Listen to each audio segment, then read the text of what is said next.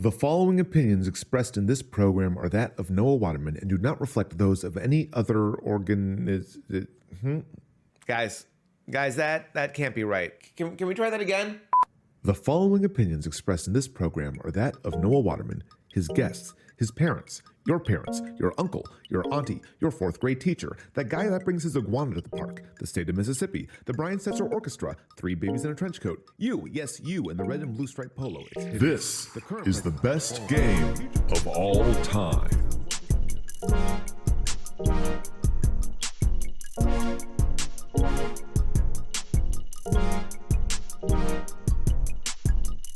Have you ever had that game, that one game that you bring up to your friends who are also gamers, the people in your life who you've shared your favorite gaming memories with? You bring it up and they have no clue what you're talking about. Friends and folks, welcome to Kaiju Lounge and welcome to the best game of all time, the monthly podcast where we rate, rank, and review every game ever made. And today's theme is an interesting one. So we have the guys back, the wonderful guys, Michael Petrocelli, Patrick Molloy, Lewie Thomas, and myself. We are all back together with a bit of a grab bag. See, I gave these guys a prompt, and my prompt was, did I make this up? I both made up the prompt, but also that is the prompt. That question of, did I make this up? Is this game that I'm remembering a fever dream? And it's created some very interesting outcomes. We have a very wide gamut of games that tried a lot, but either didn't break their way into the market or were confusing or just weren't memorable enough. The game that had just interesting enough cover art that you remember it in Blockbuster, but you don't recall ever renting it. That's what we got here. We'll go into it in the episode. I myself have very strong memories tied to a Super Nintendo game called Plok. Michael Petrocelli brought in Fighter's Destiny. Lewie Thomas brought in Dreamin Davey. And Pat, well, we get into that in the episode. It's very interesting situation we have here. So I'm not going to go ahead and delay this any longer. It's your first time listening to the podcast. Please sure to give us a follow. We go ahead and play various games and rate them from 0 to 10 with a score we can only use once. The idea is there has to be a best game of all time. So as long as this podcast goes on, we are continually rating these games in comparison to each other, to previous episodes' games, and this ever-growing list. That's a pretty big deal. So I'm not going to delay it. We've got so much to get into. A bunch of games on today's episode. Give it a listen. And please enjoy with an open heart, open mind, and an open soul.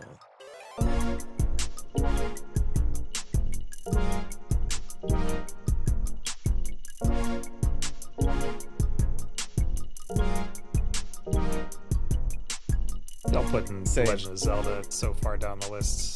Philistines. That hurts you? I get that OG NES Zelda is a little tough. I feel like if you've played it like 20, if you've beaten it 20 to 30 times, it's probably a great game because you already know. I haven't beaten it that many times, but I do know where a lot of the stuff is, at least in the first quest. You want to talk about Philistines, putting Hyperstone Heist so low on the list? That is correct. Have you played Hyperstone Heist recently? Because I played Hyperstone Heist all the fucking time. It's a pale shadow of Turtles in Time. I got my Wordle in, I got Hyperstone Heist in, that was it. I think that's actually a pretty fair placement for it.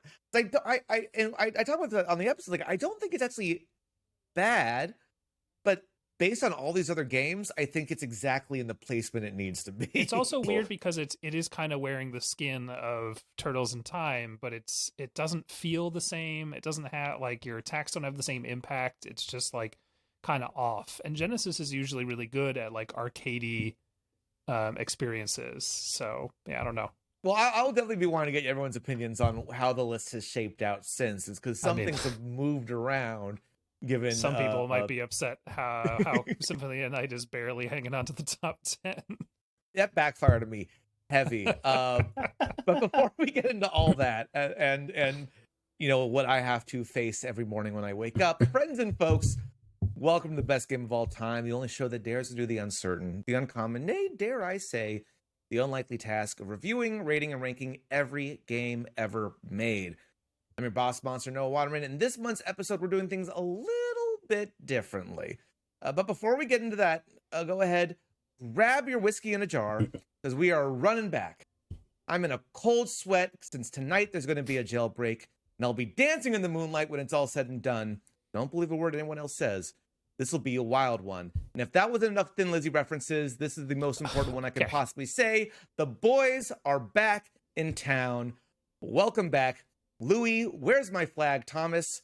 Patrick, 2-point knockout Molloy, and Michael, daydreaming Petrocelli, guys. Welcome back. Accurate.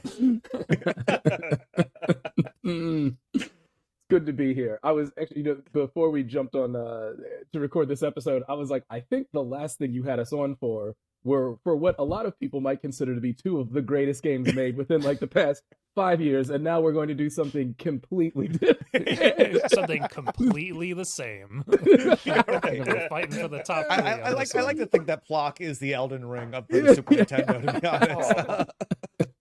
As we mentioned, and as we're kind of alluding to now, this month's collection of games is a little different. Often we'll do a collection of games and there's a theme based on a franchise or a similar gameplay style.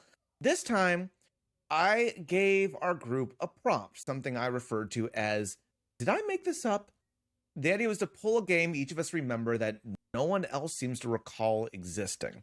The interesting prompt that has yielded a variety of results. I chose the well-regarded platformer, but barely even a footnote in the Super Nintendo history, Plok. Michael pulled what might be the best 3D fighting game for the N64, which is kind of like being the smartest kid in fifth grade, Fighter's Destiny. And Louie pulled a Louie and picked Dreamin Davey. And now I know what you're thinking. Noah, aren't there four of you? Do you not trust Patrick's opinion? And the truth is we don't, but actually Patrick picked a game that I found so fascinating that I think it deserves its own episode. So there will be a part 2 of this theme. It will be discussed another time. Right now, we need to get into our segment, Get to Know Your Panel. Get to Know Your Panel is a segment that helps you warm up to the guests on the show. This could be a question for everyone or just an individual, but this particular question is for Patrick and Petro. Guys, you recently, as far as this recording, relaunched your podcast, Replay Value, a show all about the positive influence gaming has had on our lives. But in honor of one particular game on today's docket that another person brought up, we're not going to name names, we're not going to place blame on anybody. Are there any games out there that have put a negative impact on your life? Bad memories or something so awful that maybe all this digital entertainment isn't even worth it?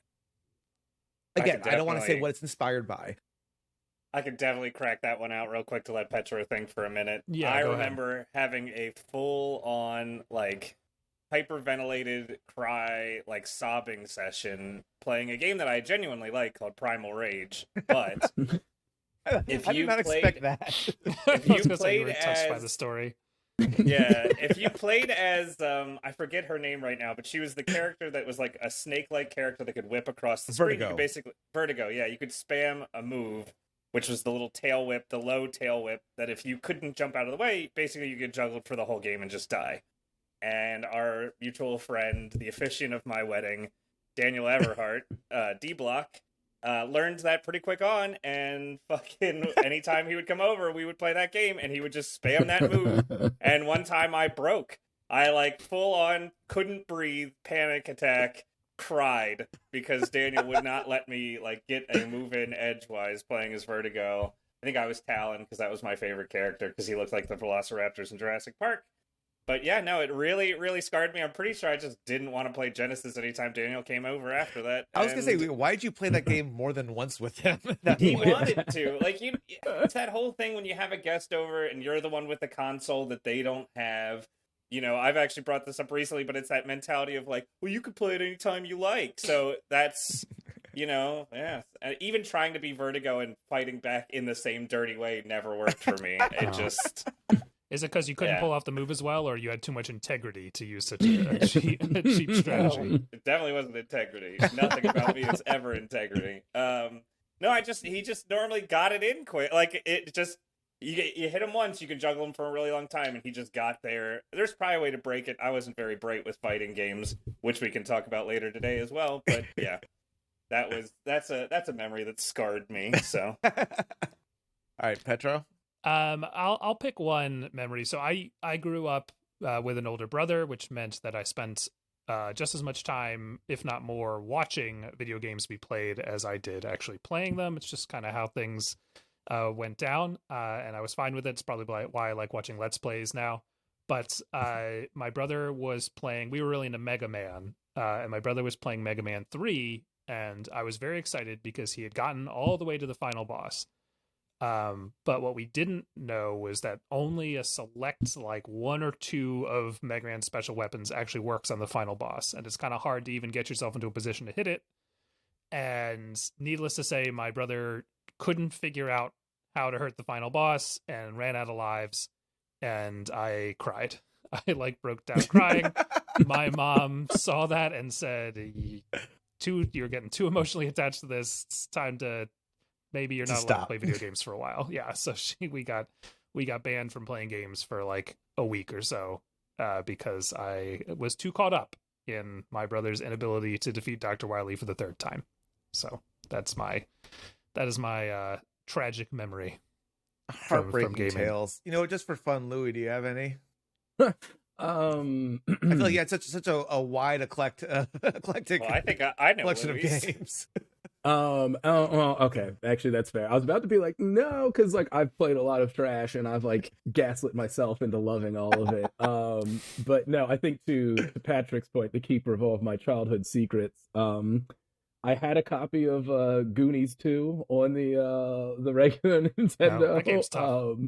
And actually, when we discuss Dreamin Davey, I'll actually get into some of why I ever played that game in the first place. But I just inherited a bunch of games like that I didn't have like the context for, like as a child, and I never watched the original Goonies. Not that it would have helped you in the game anyway. Yeah, right. But like, but what's her name? The mama. Oh, is it Mama So. Cass? Am I is that? No. Mama Fratelli. Cass. Mama Fratelli. Mama I'm thinking like Boss Cass Yeah, from yeah. Ty the Tasmanian Tiger. I don't know why. But like she was like the game over screen in that game, which like it was a hard ass early rare game. You got the game over screen like pretty often, and like I would wake up early on like weekend mornings. I'd be like the first one up because I just like wanted to play video games so bad. So I'd like be downstairs playing by myself, and then this very like rough looking woman, like pixelated woman, would come up and told you like that you lost the game, and that like terrified me. Like as a kid, in a confusing way where Patrick still continued to play Primal Rage, I would still play this Goonies game knowing that I wasn't going to beat it and that I was going to get like upset when I reached the game over screen.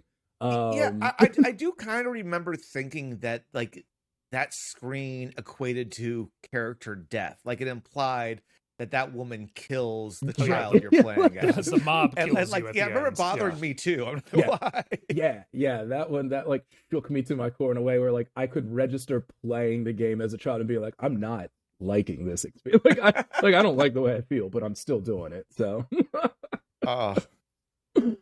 I'll share mine in the interest of fairness as well here. It's also a Mega Man related one, much like Tro's, in that it was me, my brother, his friend, and his friend's sister were over, and my brother was playing through Mega Man X, and like for the first time in a very long time, was finally at the last boss making headway to face the 3 levels of Sigma that you do. Yeah, that last boss is notoriously tough in that game tough too. as shit. And we're playing it, and like he's so close, and his friend's sister was like, "Oh, can we do something else? Like I'm so bored. Can we do something else?" And like, I kind of say like, "Yeah." And I'm the oldest. Everyone else is 3-4 years younger than me, and as a kid, that's a bigger difference than it is now. And I'm like, okay, yeah, no, sure, yes. We just want to beat this. We're so close. Once he's beaten the boss, we can do something else. And after probably a half hour or something, he finally does it. And before the end credits can roll, his sister's friend walks up, shuts the system off, and says, "All right, let's do something else." And the three of us, myself included, just begin yelling and screaming at her to the point of making her cry. Something that I am to this day still incredibly ashamed that I did. It's not a bad memory to me. It is me inflicting it onto somebody else, which I think drives me even more insane and hurts me more to my core. So, and yeah, that's definitely, even at that age, it maybe took 5 minutes to be like, oh, I'm being yelled at by my mom. I did something fucking awful because I was too obsessed with this game that in the entire time I lived with my parents, never then beat again. No one in my family. So we did truly miss out on the authentic ending to Mega Man X. Bad for everybody. So on that negative note, let's get into some positives like these three games. Yes, lots of positives to go over here. And I'll kick it off with the one that I brought to the table, which is Plok.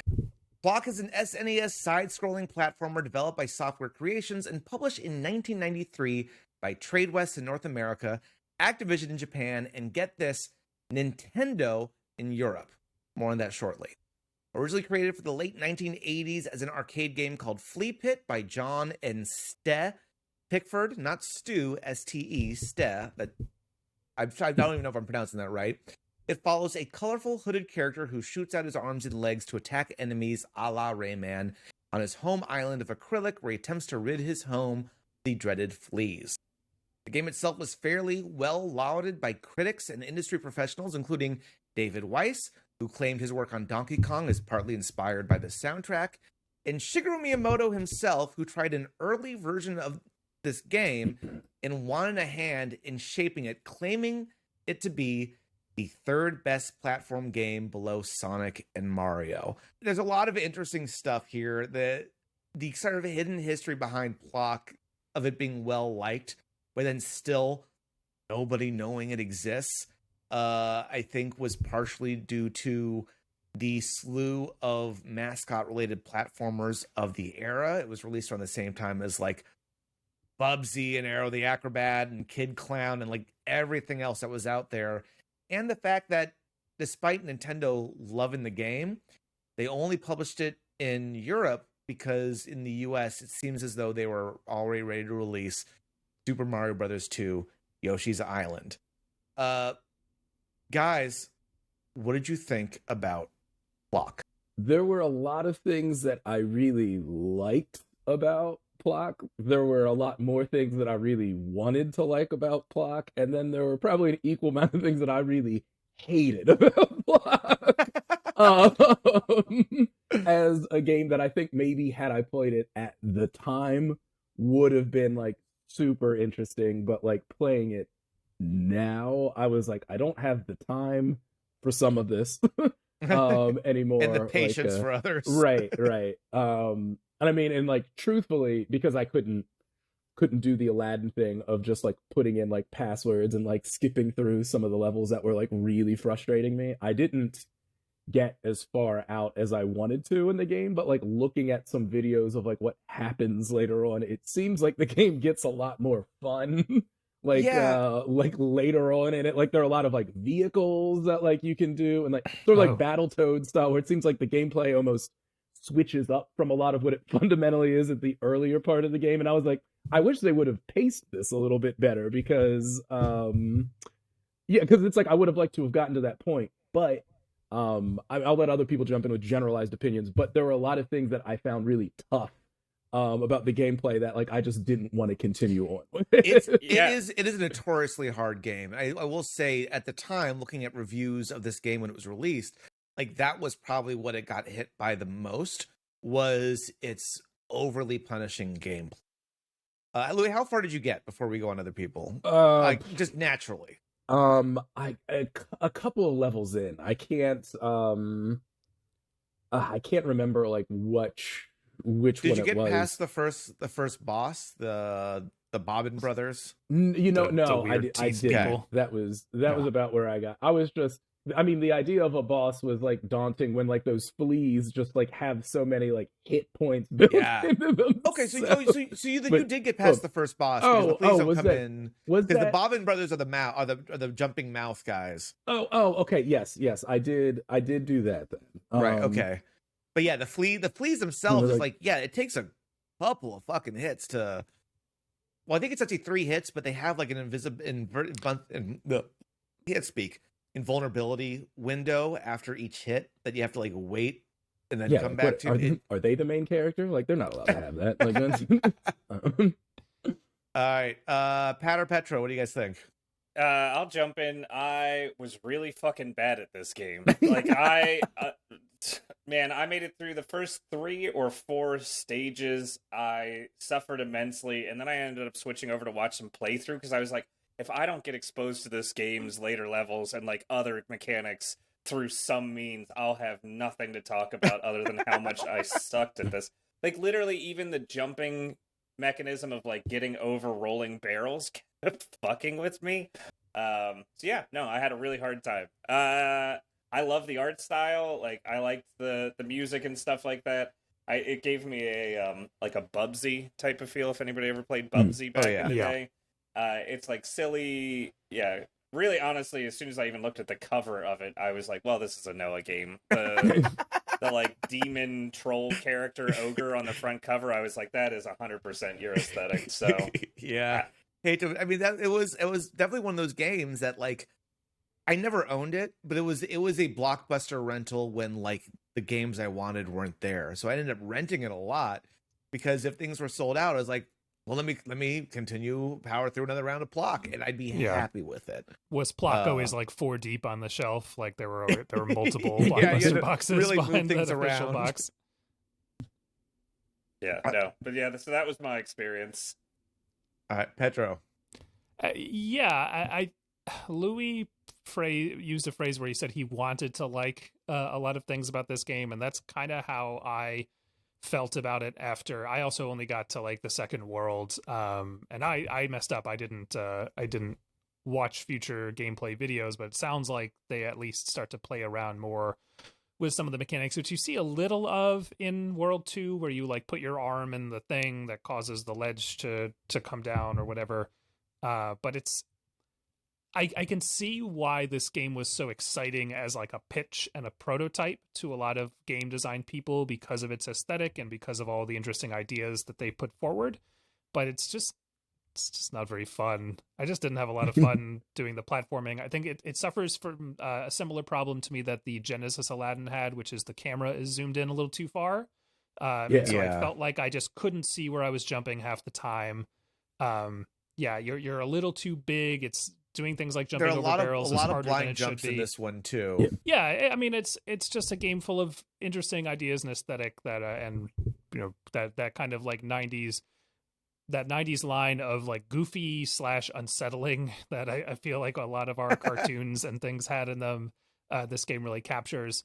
I just wish it felt better to play. I really wanted to see more of it, but I just wasn't having fun. And ultimately, if I'm playing a game and I'm not having fun, then I eventually I'll want to put it down. Yeah, I think it's a bit of a product of its time, right? Like I think, talk about being well loved. Like you think about platformers, really for the most part, there were thousands coming out at the time, right? Sonic made headway for being a viable contender against Mario, even though the Sonic one isn't all that great. Mario basically was the king of it. And then you look at the rest of the 16-bit era, it's like until you get Donkey Kong, which this came out prior to it, do you have any other really good platformers?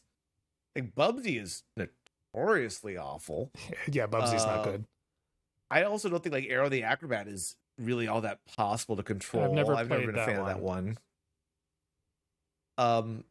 Like there's a ton here and there, and Alex Kidd is always felt a little sloppy to me. It's just like not Alex Kidd, Kid Chameleon. Kid Chameleon, I think it felt a little clunky. Blues Brothers 2000 was pretty good. Yeah. Hey, I did have that Blues Brothers Super Nintendo game. It was better than it should have been. Gunstar Heroes. Gunstar Heroes was a Gunstar great Heroes. game. I mean, Gunstar Heroes is a Gunstar's- little more of like a shooter, but it's, I mean, it's also a great game. All right. So like, I think this game did have a lot of really fun ideas. And I'm trying to separate myself from the nostalgia of it, right? Like, it's I definitely had fun revisiting this until it just got too hard. I got, I want to say 3 bosses in. I got, or maybe 4 even. I got to these weird, I think they're called Pekinos. They were just like these weird magical creatures in top hats that expanded and deflated in the air, and you had to like punch something to shoot a spike out and knock them down to hit them. It was weird. It was nigh impossible because there were 5 of them and they were all dropping shit on you at the same time. And that took too fucking long to do. Did you get to the point where everything's in black and white? Yes. So what is the reason for that? Yeah. So, and this is why actually I was hoping people would get to play the game a little more, because it starts playing with the medium a little bit, because your character comes back from the island. I think he gets home and it's like, oh, my amulet's gone. There's a search, can't find it. He falls asleep and dreams of his grandpappy Plok. So you're actually playing a Plok with a big white mustache in like an old timey, even the opening like name of the levels has that old timey like, you know, talkies or silent like picture silent style, you know, intros and outros to everything. Like it really plays, and that's why it's in black and white. And so doing stuff like that, giving you like, it gives you some abilities later on. Yeah, the unlocking the entire last world, I believe, is just each one's a different vehicle you're flying around in. And then even one of them looked like something we could throw like grenades out the side of it or something like that. and then even like the various power-ups you get of the presence of like having the blunderbuss or the boxer or what have you. It's a lot of really interesting ideas. It also feels disconnected. Like it feels like someone just had a shit ton of ideas and they found a way to cram them all into the game. I don't think any of them were executed poorly, other than just how hard this fucking game is. But they don't all feel like the same game. Like the cute aesthetic, I don't know if it works with running around with a gun. It just seems weird. And why am I now able to collect beehives and shoot bees out at people?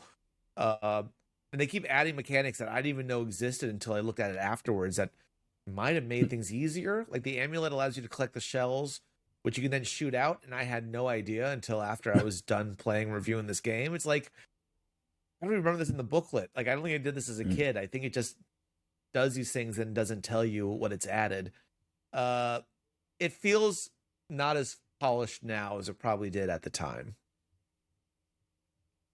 But you guys reflected like, let's go through like, what was one thing you liked and one thing you didn't? Like obviously there were a lot of things on both sides. There are a lot of good people on both sides. I get it. But what was one thing you liked and one thing you didn't about this game? Oh, I'll go first. Yeah. I liked the aesthetic, the sound, like the whole vibe of the game was nice. Maybe the HUD was a little ugly and overcrowded, but like overall, in general, it was like a pretty good feel to it. And what I did not like was the difficulty. I don't know if it was the emulator or it's just that I am getting old and not as lightning fast with my reflexes, but I could not like get into a good groove with the game. It's just, the game is just hard. I think it was made overly hard at a time where it didn't need to be. Cool. Yeah, that's me. I'll go next. I think I hate to kind of just reiterate some of what Pat said, but I think my favorite thing about this game really is like the art style and the sheer weird, like I said before, combination of goofy and unsettling that a lot of like that first boss, those 2 mouth guys, which is I just don't like. I didn't like their vibe at all. But it was neat, and I certainly haven't seen anything like it before, and it was easier to read than I think the last game I gave that description to, which was Nights into Dreams, where it was just crazy looking and also incomprehensible. This at least, it felt like it was operating on some kind of logic, but I just didn't know what that logic was half the time. Which kind of ties into my complaint, which I said before is just kind of the game feel, just the general feeling of doing the platforming in that game. And it's a shame that it sounds like they have so many inventive ideas that come in as you get further along, but a game's got to hook me with its, you know, base level mechanics to keep me wanting to play more. And I think it was designed to be too punishing and just not satisfying enough to play to offset that. All right, Louis.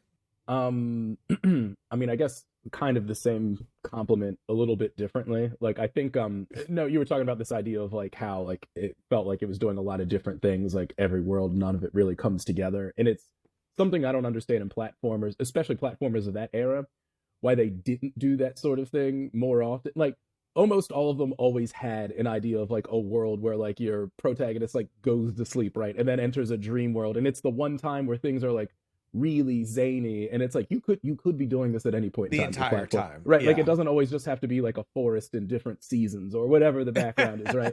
That like changes up. And so like I really appreciate that they did that, you know, like even if it's just the art graphics are different, the fact that it looks like a different thing all the time feels like something that more games like should have been attempting to do. And like I think that's really cool. There's I don't know, it's animation. There's no reason that you can't be, outside of I guess a certain level of like laziness. Yeah. That like wouldn't want to like play around with like ideas like that. So like that's cool, you know, even if it ends up being a little disjointed or disconnected. It like really swinging every single time and giving a different thing. I think, especially for back then, is pretty admirable. Yeah.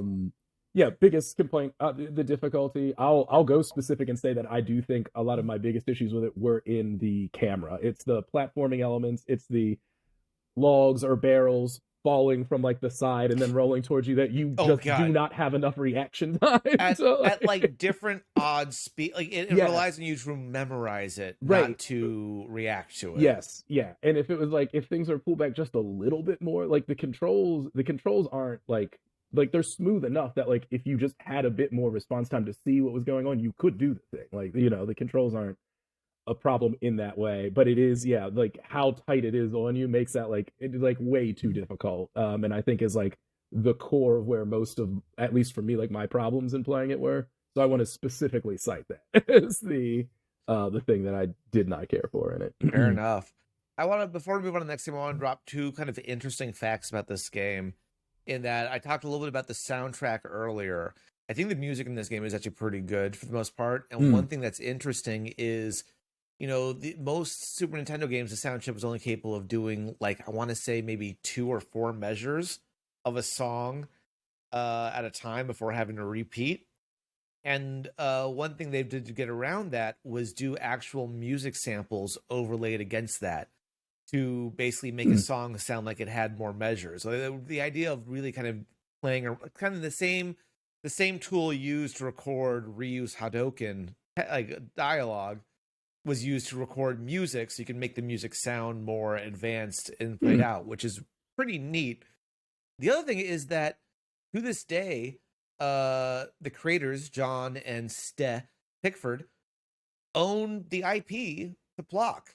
Like, they were able to hold on to it and keep it to the point where they now have a webcomic about Plok still active to this day, and they have a Patreon. They have kept that character alive in some small fashion, which is, I gotta say, credit, I mean, to them. Obviously, they're not getting the royalties in the same way that you would expect, as Plok is not really well remembered, but like that didn't happen with games at all. You know, those all go to whatever publishing companies. The fact they got to hold on to that is sort of an interesting little bit. This game feels like it's really begging for a modern take, where they bring in like a Way Forward or some kind of similar developer who's good with 2D cartoony graphics and really give this game another shake. Like I wish those guys who still have the IP, you know, you can kickstart just about anything these days. I feel like there are enough people who are nostalgic enough that they might be able to get some money together to do that. And if they worked in a developer who is really good, tried and failed. I think they tried to get but I mean, again, it's just they just might not have the connections in the industry to bring attention. It's a shame because it's so many. It's like you put so much, like you got like the best architects in the world to design like what ultimately is just a regular McDonald's, and it's just it's a shame that they put so much into this and that it's both forgotten and I think also just kind of gets in its own way in terms of really letting you get to what's so great and creative about it. I would love to. I guess I'm one of the only people, but I would love to see a modern remake of this game. No, I think the character design and the style is good. I think you're right. I think in the right hands, it's not the visuals that detract from the game. Like you could have the same IP with different gameplay and people would probably enjoy it. It was just, I think it just got buried. It got buried by literally a industry that was pushing crap after crap in the same vein, and people were sick of mute platformers. Two things. One, they made my favorite baseball game of all time, Ken Griffey Jr. Presents Major League Baseball. Yes, that's true. And secondly, they said if you want a new game to be made, they're not going to do a Kickstarter. They want people to buy the comics. They said if they sell 1 million comics, they'll make Plok again. How many comics sold are they at currently? I don't know, but I doubt it's near 1 million. Well, there you have it, folks. It's a call to arms, if you will. Go ahead, play Plok. Figure out why you don't like it, then buy the comic book and get them to make a new one and start fresh. But while you're prepping your adventure into the land of acrylic, we'll move on to our next game, which is Fighter's Destiny. Fighter's Destiny, or Fighter's Cup in Japan, is a 1998 3D fighting game for the N64 developed by Opus Cup and released by Ocean Software in the US, best known for Clay Fighter and a slew of 16-bit movie game tie-ins like RoboCop, Addams Family, and Batman. Unlike most fighting games, victory here is based on a point system with various moves and finishes earning you 1 to 4 points, where the first to 7 points wins. With 9 regular characters and 5 hidden characters, the game received decent reviews for its unique game modes and ideas, as well as dominance in an otherwise weak N64 fighting game lineup. Tro, you're the one who nominated this game for this subject. Let's talk about why and your memories with it. Yes, so I think a running theme with all three of these games is they live in our memory partially because of the amount of ideas on display. We talked about that a lot with Plok. I'm going to talk about it a lot with this game. Whatever else I have to say about Dreamin Davey, I also will talk about ideas. But it's, the N64 era was one that if that's the system you owned, you didn't have a lot of fighting games to play.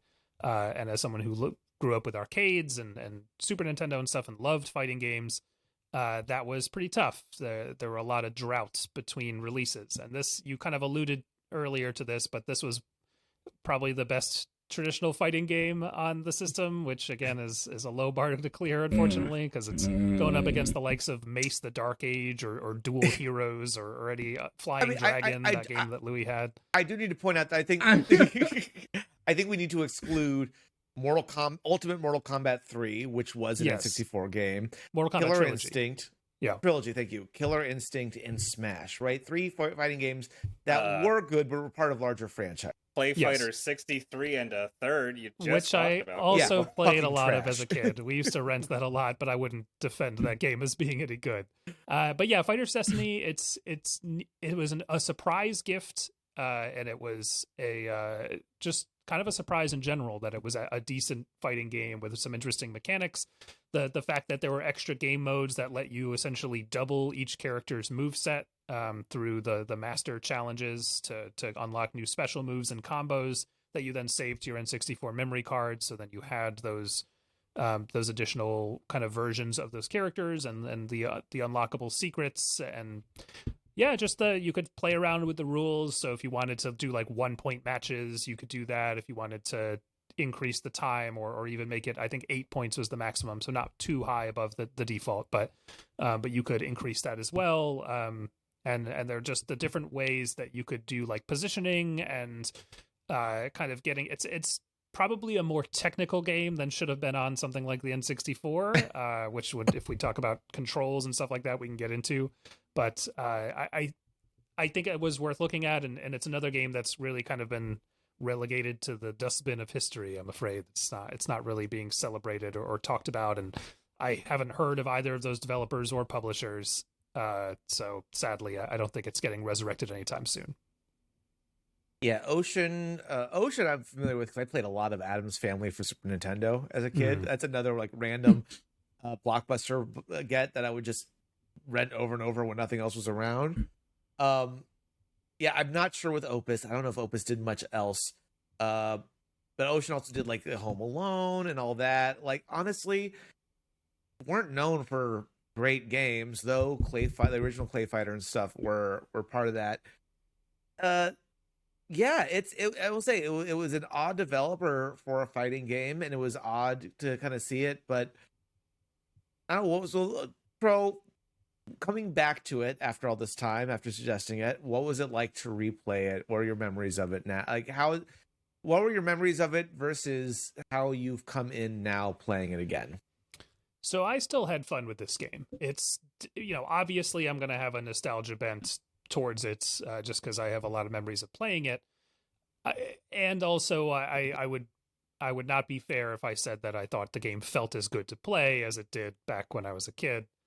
It's definitely showing its age. I mean, obviously early 3D graphics, but it's showing its age a bit in terms of the controls. I think the controls are very deliberate and precise, and once you get your head around kind of how the combos are supposed to work and how the game reads your inputs, I think you can do a lot in this game. And I still had a lot of fun unlocking certain characters, like new special moves and combos and stuff like that. But like a lot of N64 games, I would have a little bit of trouble recommending it to someone without some caveats in terms of what their gameplay experience is going to be like. But I still think it's worth checking out.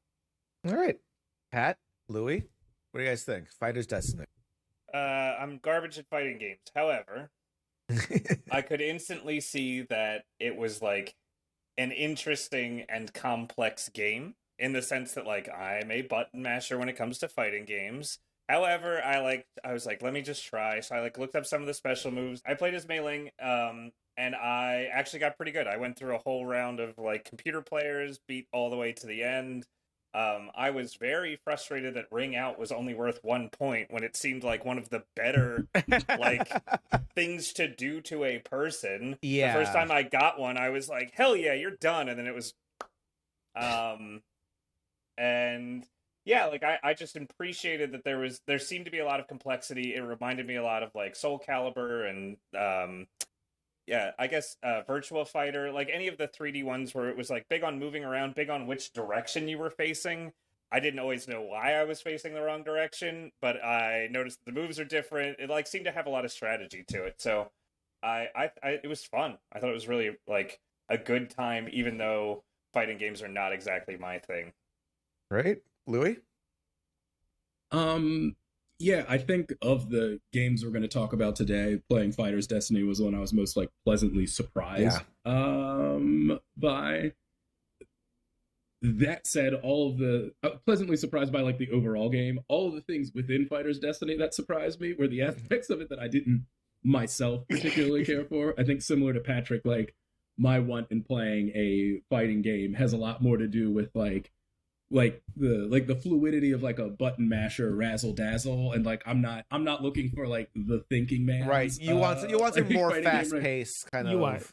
Yeah, right, you're into like Marvel versus a bit Capcom more style. Yes, exactly. Right. Exactly. Yeah, it's similar to Patrick. I was like, wait, a ring out is only like 1 point. I was like, oh, I'm gonna get the most points from like reversing somebody's special move. Like I'm, like a defense oriented fighting game like isn't isn't for your boy like what I want to like come in and do. But but with that said, like it was like to Petro's point, like once I figured out like, okay, like this is the sort of game that it's going to be, like I didn't spend a ton of time playing it, but like it was easy enough to figure out like how it reads you inputting combos, and like they don't make it impossible, right? So like to be able to do that. Like, that's not the point of it. Like, it is a game where you like, you can feel that, okay, with a bit of time, like I can get better at doing the thing, which I think is really cool. Also, which character did I play as? What was the one that? Boy, I mean, some of the stereotypes were a little. Yeah. No, Abdul didn't strike you as incredible. Well, yeah, so that's the one I played. Really? I mean, he was one of my go-to characters, so I get it. He is a Mongolian that is obsessed with the Arabic culture. Yeah. So, it's not a stereotype. It is a different culture that's obsessed with another culture. I have that too, and I was sitting there going, like, why not just have an Arab fighting character? Yeah. Right. Why I wonder if Mongolian obsessed with Arab culture? Right. I wonder if they came up with that design, and then someone was like, are we sure this is okay to do? And they were like, maybe he's just really into cosplaying as this culture, and that's why he's just it was 1998. Nobody questioned that. Yeah, I was going to say, in fighting games especially, fighting games are the worst about that. There was something surprisingly progressive about the American character in the game, right? Being a despite what you think of the characterization, right? Like being like an indigenous person, that's true. as the representation of like what the American character is. I was like, that's cool. I don't right. And then also professional wrestler. I was like, cool. I was like, this is merging two different things about like what that America character's a real Venn diagram. Yeah, right. Which doesn't help with the Virtua Fighter references, as Wolf from Virtua Fighter is also a Native American professional wrestler. Well, no, but he's Canadian. He is indigenous to Canada, so never mind. So see, totally different. Totally different. I know this is annoying to say about a game, but this game really benefits from you spending some time in the training mode to just really read like how do your inputs work. Program the dummy to like attack you so that you can time, like, you can see what the timing is for like counter attacks, and like doing like the jump over the person's head to get the back throw, like all the submission moves, all the different things. Like it's not friendly to button mashing at all. It's very much like you are I mean, you can bash your way through it to some degree, but there are it's really interested in like, you are pressing this button this many times and doing it this way, and varying your up and low attacks and all that stuff. Well, that goes to Louis' point of describing it as a thinking man's fighting game, because I think and definitely. And if you watch like Evo or a lot of fighting games at the top, people who are at the top of their field in the fighting game community, like it is very similar to that. That's how the top people play, but it's not how to just commonly get into it. This game from the beginning is like this is chess. This is like, all right, if knowing each person's move, how do I counter it and get points? The idea, I was really into this idea of like, grabs and knockouts and reversals of being different points, and not just being how low can you get someone's health down, because it creates what you want in a lot of games, which are sometimes those upset moments of like, I was down and out and I pulled off this one move and I just got the win. Which is great, and I would love to see this mechanic adapted to a modern fighting game. I do think in the same way that Smash has kind of changed what we think of as fighting games to be, versus a Street Fighter. I think this could be its own kind of game that, if done right, could even be looked at in an esport capacity, because it is based off of the sport of martial arts, where we see it at Olympic level, that same kind of point-based system. Did any of you guys try the master mode where you can fight like that Joker character who's really difficult to beat? I did, yeah. The Joker character is like always set to the highest difficulty setting, and there is some way that you can like counter a counter, where like I would hit him with my counter move and I would get the timing right, and so he would like flip around, but he would land on his feet and keep fighting. And I did once counter a counter. Oh, did you? I've went never been into able the to get counter that thing, the little, like, you see the little gauge clicking down, I think, and I got out of it. I don't know how. I could never do it again, but I did win. I also, the counter that pissed me off the most was when they're hanging off the edge of the match, like off of the edge of the arena. There's a counter that pulls you down instead and counts as a counter. Yeah. And it just, man, that one fucked me up, because it's only 1 point. Like, I was only trying for 1 point, and then for them to go and counter me, oh god. There are some characters too I that would have throws, because that was more points. And it was fun. It was sometimes, if you could get it, You get those moments where it's like triple, quadruple reversals of just going back and forth. You're trying to like almost suplex rhythm them and they game-esque. flip back. Yeah, it's Yeah. fun. My favorite, and the reason why Abdul, it's whatever what you think of his representation, was my go-to character was because he has so he's got like a knockout move. There are some moves that are just like they've got a bigger wind up on them, and the announcer even goes like, "Watch out," where you can knock somebody out in one hit. And he's got one that's like a kind of rising uppercut type attack. But then if you press low attack as he's winding it up, he'll start to wind up the upper attack and then do the lower attack instead. And so if you know to set up that move, even if you're playing against a real person, there's going to be a 50-50 chance on whether they block the right way, because there's no visual indication on your side whether he's going to go up or down until he actually does the move. So like getting through as a kid, when I used to try to go through like the survival mode and stuff like that, where it's just like 100 1-star matches, I just kept using that fake out move over and over again because the computer almost always fell for it, like one way or the other. I just had to keep mixing it up. So this actually points to one of my problems with this game is that there are some characters in here where it's like, and maybe, I mean, to the surprise of absolutely no one, I started off trying to main Pierre the Clown. Yep. And it's a lot of great moves, but the problem is it's a tricky fighting style, right? Each character has various different styles. A tricky fighting style, like the ideas of like fakes and feints, only works if you're playing against a human player. So like, why am I even going to bother learning some of these moves? And I think there's one or two others as well that have it. Like, why learn these moves if I can't trick in the one-player mode because it's computer? There's no smart enough AI to fake and feint a move against. And I thought that was like I wasn't crazy. I felt like some characters were a little unbalanced in that way. I think that's fair. Did anyone unlock what Lou were gonna say? Oh, well, I was just gonna say to that point, like in playing that, I thought about like that idea because I was curious about the clown character, because I was like, all right, Noah's obviously gonna pick this one.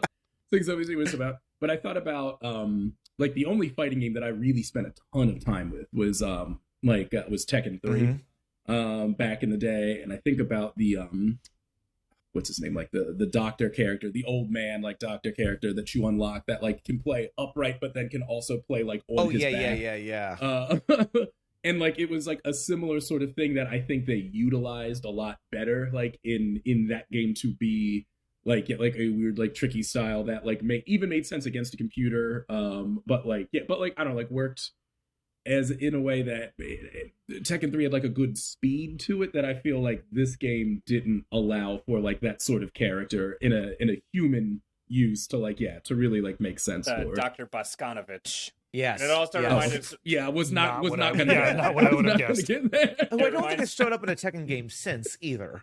Yeah. Well, Tekken Tag Tournament 2. I feel like that bear character kind of fills that role now. Isn't there? Yeah. He plays like a bear who can also like fight on his back and stuff like that. Oh, hold on. Kumo the bear, I think it's called.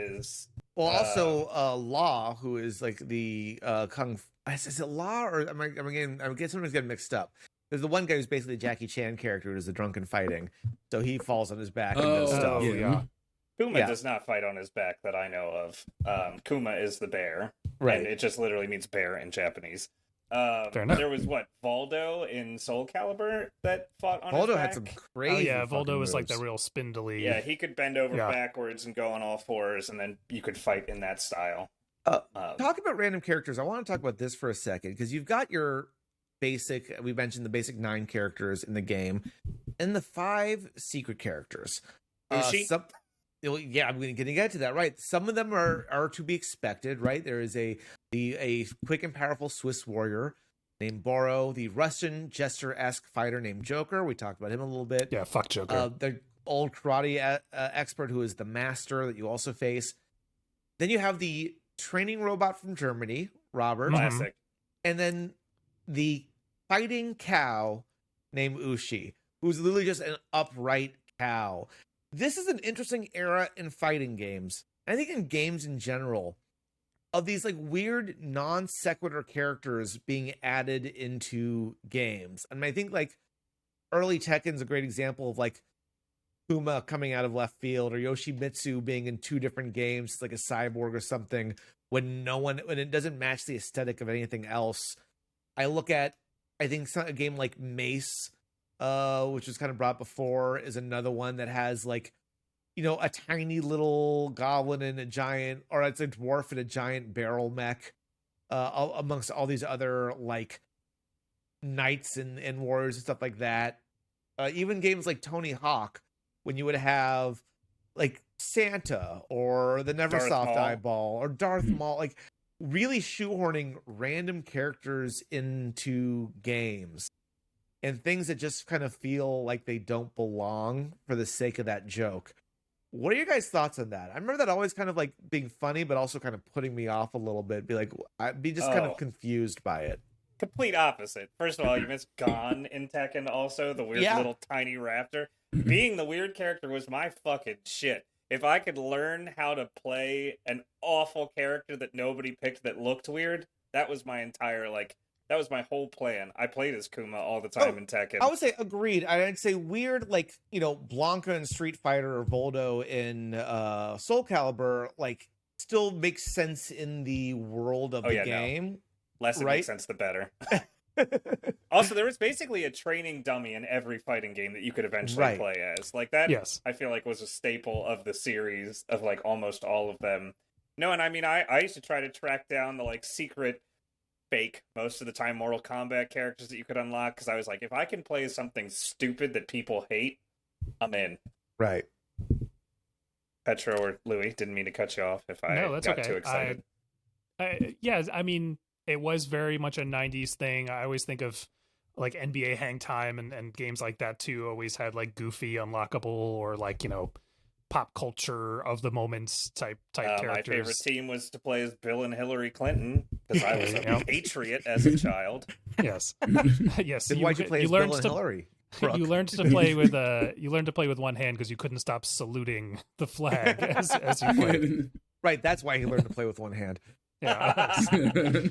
No, he liked Bill's style on the court. Oh yeah. On the other hand, was ordering the strikes on Ben.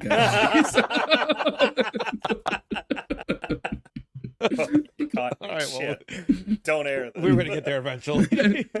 That's actually what happens when you beat all of NBA Jam. Someone finally got to the end in 2015 or whatever. That's what happened.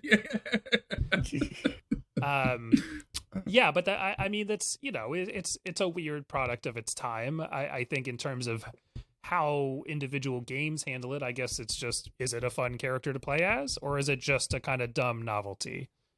And I think that I like the cow character in Fighter's Destiny, so I fall on the side of more favorable in that regard. But it's, people have different appetites for that sort of thing. Yeah. Yeah, I think it could definitely be used as a crutch in in certain things. Like, I think it's fun when, like, even if the character themselves doesn't make sense, like, right, obviously a lot of times, like, the secret characters, like NBA Jam or Hang Time's like a good example of, like, the characters being, like, extreme, like, their stats, like, then go through the roof. Like, they're fun to play as because then they're that good. Or I think about, like the cruising games, or it's like you could unlock a school bus that was then, like, surprisingly good, right? Like, to race through or, like, play with or something like that, where it's like, and it might be a cop out to be like, I don't have a problem with it if, like, the characters, are still, integrated well with the gameplay. Like, it's a hot take right there. But, like, but like, if it's only used, like, solely as a gimmick, and I feel like, a lot of 2000s games probably did a lot of that, where it's just like you can be. Link was in Soul Calibur 2. Yes. Yeah. What's that? I was to say Link was in Soul Calibur 2, just to pick a really prominent example. Oh, right. Link, Darth Vader, like, they had all. It was Link, Darth Vader, and so Darth Vader was in Soul Calibur 4. It was 3. There was 3. But the one that Link was in, there was a different character in that spot for each game that was released. Correct. It was Heihachi for PS2. And Spawn that's for Xbox. Xbox. Spawn was in here. But things like that can be fun because like I think sometimes like with a lot of people's disappointment about like the DLC characters for like Smash this time around, right? Where it's like I almost wish they would have gone a little bit more outside of the box of like, whoa, like who could be here, you know? Because it's like now you're just with a bunch of characters that have extremely similar playstyles, right. Like you know. But I also argue with something like Smash when it's all about mashing everyone together in the first place, nobody feels out of the ordinary when everyone's out of the ordinary, right? Which is a shame because I think there are characters that could lead to like genuine surprise. But I think you're right though. Some of it is maybe just like the play style got a little homogenous. So like I don't know, like I'm playing Persona 5 right now. Joker being in the game should probably be a bigger deal. Yeah. Like than like what it is, but like ends up playing like so many other. I think it's hard because I have no problem with cameos, but things like and like I enjoyed it in things like when the Neversoft eyeball on a human head became a playable character in one of the Tony Hawk games. But like I think a game like Gauntlet Dark Legacy, when you're in this, you know, not that it was a great game, but in this fantasy setting, and suddenly you could play as like a baseball player randomly in there with one of the secret unlocks. Usually it is kind of when it's used as just a gimmick, it feels a little off to me. But also a lot of those games didn't end up standing the test of time, right? The ones that did it well are the ones we remember. The ones where it felt odd but integrated, stuck around, were the ones that just felt odd, didn't. Which is maybe more or less why it feels more like a cheap gimmick than anything else. That's my 2 cents. Anything else to add on Fighter's Destiny here? One weird thing that I was thinking about while playing it that obviously was never intended, like within the design.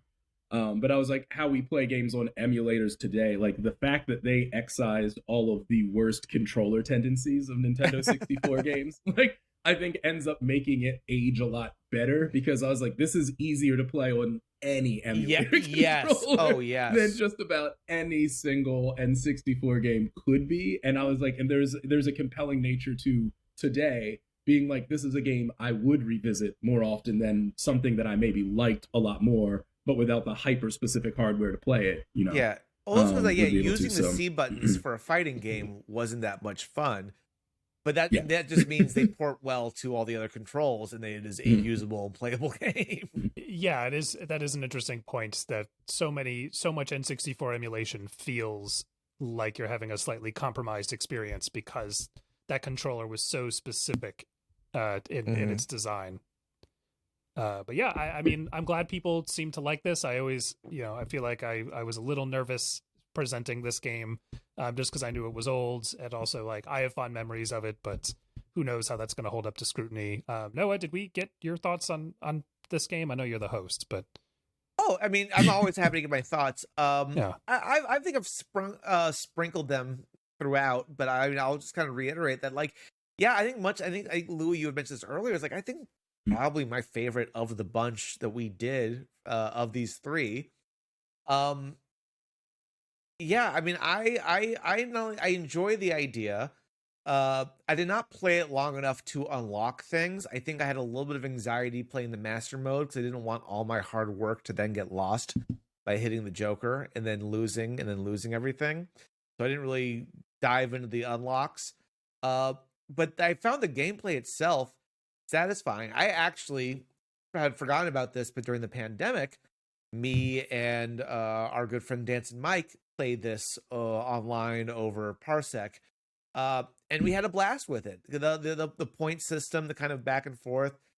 First one to try to get a throw or something off when you learn a move and keep going. Like, it was a fun game to dive in and not know how to play and kind of learn on the go. But I think what I'd really like to see more than anything is this mechanic in a modern fighting game. Like, with the style and even pace of a Tekken, which is also, I would argue, doing a lot of Tekken work for my day job, like a thinking man's fighting game in a lot of ways.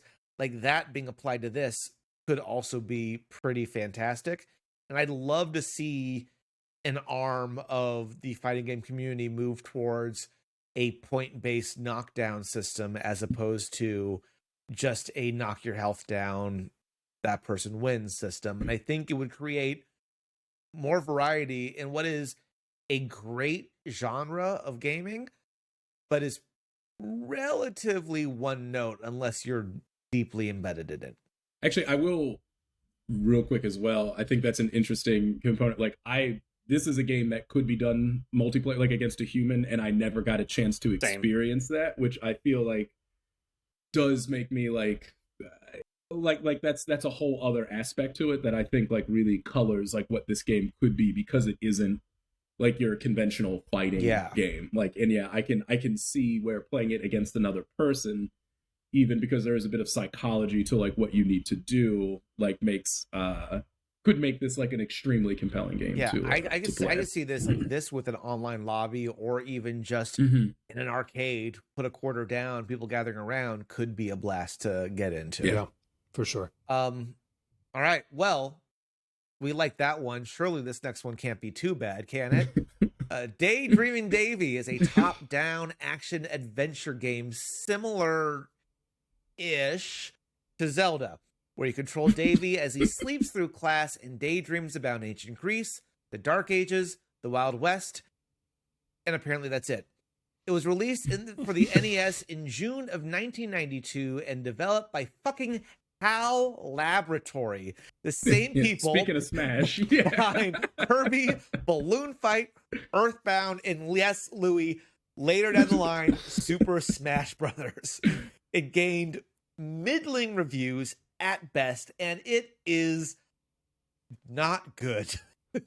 However, I'm editorializing here. That's not what the intro is for. It is apparently one of the few games that lets you use the NES Zapper, which I did not get to try out nor realize. Louis, why on earth did this game stand out to you? Well, so a little backstories, not to get too like replay value here, but like my introduction to video games was like mostly through adults that had them. So like when I would first play, like this guy that my mom was dating had NES, and so like I would play games like with him, and I'd be really terrible at them. Or like when my mom married, like her husband had a Super Nintendo, but like he famously only had Madden 96 and like Romance of the Three Kingdoms 2 or something. And like those aren't games for children. Games on the same shelf as each other, to be honest. Yeah. But like, so when I was like, you know, given an allowance or like had money to spend, like what I wanted were like kids games. I was like, I'm tired of like all these games for adults. Like, what about one for me, a child, you know? And like wherever I was, probably at like a Walmart, where like I saw Dreamin Davey, like if I can only give the game one compliment, like the box design and like whatever like information it had on the back, you know, had a real like for kids by kids sort of feel to it, that like as a child I was like, yeah, this is what I want. This is speaking to me. Yeah, like I want to have an adventure where my pencil's stolen. Like, you know, like this is relatable content now. Yeah, none of that like nonsense about like Chinese dynasties or like whatever's happening. So like that influenced a lot of like my personal choices in games early on. And surprise, a lot of them were like absolute dog shit. But that's how I got. I apologize for ever making a reference to it on previous episodes of this podcast, because I wouldn't really even want other people to like play this game. There's nothing in this game that is worth another person having to like enjoy, and not because it's painfully bad. Like this, like it is so unremarkable at almost everything that it does. Yeah. That it's not really worth it. Louis, as a kid, how far into the game did you get? Did you ever beat this game? Oh, I beat it. I beat the whole thing. And like even going back into it, I was surprised at like, because it was a game that I could beat. Like it was like the opposite of like the Goonies thing, like where I was like, there's no threat of like running into the game over thing. I'll now just like play through this, you know, like, so you can do it in a pretty quick sitting, you know, even though I was like a kid, I think maybe like a half an hour or so I could like get through like the whole thing once you knew what you were doing. Yeah, which I'm shocked by, because I could not figure out for the life of me what I was supposed to do in half these settings. I will say, like, I think, like, you know, as a kid, I was definitely willing to like engage a little bit more. Like, I wasn't just trying to get through it to see like what I thought about it. And like, it's still not a good game, but it doesn't. Some of the things like that guy that you have to find the shield from, like, or like shooting like the gun in the Wild West, like some of these things that like seem to make no sense, like are somewhere within like the world of the level. Like, you get information on like on doing these things. It's not all stuff that you just have to like into it, but like but it, yeah, still not good. Well, there's something to be said for, sorry, I was just going to say quickly, there's something to be said for being like, when you were a kid, you were often stuck with a game that you had, because you couldn't just, you weren't downloading games, you couldn't just go buy them yourself. So it makes sense that you would play through all of Dreamin Davey if that's one of the games in your library, and which you only had so much to play, so that you just kind of went through it. There was definitely games I remember that are similarly, I was like, I would never ask anyone to play this, but I also completely understand why I poured so much time into it. So anyway, sorry. You guys had a stick with itness that I did not have as a kid. If I got a game I didn't like as a kid, all right, you didn't have to come for me that hard. You know, whatever. I'm here. I'm talking about games with you. You don't have to hate on me that bad. No. First of all, I did pull up the box, Louis. It says a non-violent adventure RPG for the whole family, which I think is very cute. That was what drew also, you in. It's very violent. What are they talking about? Yeah, like, you do kill a lot of things. I don't know why it says that. You shoot a gun, you get shot if you don't do things right. If you're me, you just get shot to death multiple times. I will and Patrick, you'll probably be able to relate to this, since we grew up in the same town. But like, you know, like that Walmart, like where you like bought games, you had to like, they were behind a case that had a key, right? So like the process was you had to find somebody, point at a game, and then like you could stand there and read the back and like consider other things. But like, Walmart's always a mess. And like, if we were going there, it was only because like we need like back to school supply. Like it was, if I was able to get my mom to be like, yeah, I will buy you a game while we're here, like it couldn't be a thing of inconvenience. You were not going to waste your time. Like, you just, yeah. Right. So, you know, you looked at something and you're like, okay, I guess I don't hate it. That's how I got Space Station Silicon Valley, pointing through the glass because it looked good, and I was like, all right, let's do this. Read the At least that time you were right. Yeah. Yeah. That is a fantastic game. But also, I forget what I was going to say. I think for future games, I did not do it with this, but for future games, I'm really going to try to push myself to find a copy of the manual, like the PDF for any of these older ones, because I was stumped like several times while playing. I luxuriated in the Wild West for probably 15 minutes before I realized, because basically I'm walking up, the first one sets you up to understand like, hey, it's a maze. Get to the end of the maze, get through the level. Then the Wild West, I work my way through. I get the whole way through like all these twists and turns, and I get to a dead end, and I was like, well, what happened? I go back, and I'm like, oh, there's a bank. I can't go into it. So I started like pushing my character against doors until finally I found the door to go into. That then is like, go to the what do you call it? The post office? The telegraph place. Oh, the Western post Union. office, yeah. That's right. So I went into Western Union and figured out what to do next, and I was like, okay, and then I got shot. And then I had to go back and be like, oh, I can move a thing to shoot the gun. And then finally I gave up and watched a playthrough. But yeah, I mean, like, if I had been reading about it, maybe I would have been able to engage with it more. Also, there are only 4 speedruns ever, Louis. If you beat it in 30 minutes, I think you could probably have the top speedrun on speedrun.com or whatever if you wanted. Oh, well, it's probably not, like, specifically 22 minutes is the fastest anybody's done it in, so. Yeah, but no, like, in a general sit-down. Also, Pat, to your idea of, like, getting stuck in this game, like, that very much happened to me at the very beginning because I didn't realize I had to press the 2 buttons together to jump. So I'm just stuck behind this rock arrow for about 10 minutes. Like, why are none of these buttons working? and then I had the same kind of experience that the cowboy one, where it's like, you show up, you go in, they tell you to go to the Western Union. I go to the Western Union, and I get shot. And it took me a while to realize, I'm not starting with a gun.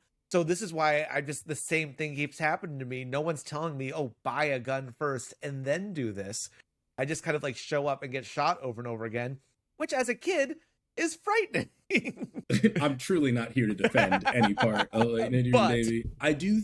I think the general concept of mapping a third action that you don't need to do a ton to pressing B and A at the same time, given what that controller was, is actually like a fairly slick idea. Yeah. For a game, instead of being like, you can only do the two things, it's like, no, you can do a third one sometimes. Like, you're not going to have to use it a ton, but like, that it's there, I do like that. Right. The fact that they don't really tell you. They don't tell you. Again, as we talked with Aladdin, it's like I'm not gonna fault a game for not telling me when it was probably was in the manual. So like, and Pat, to your point, I've done this for every episode, and I still have to remind myself I should read the manual too. Like this it does help. It makes the experience difference.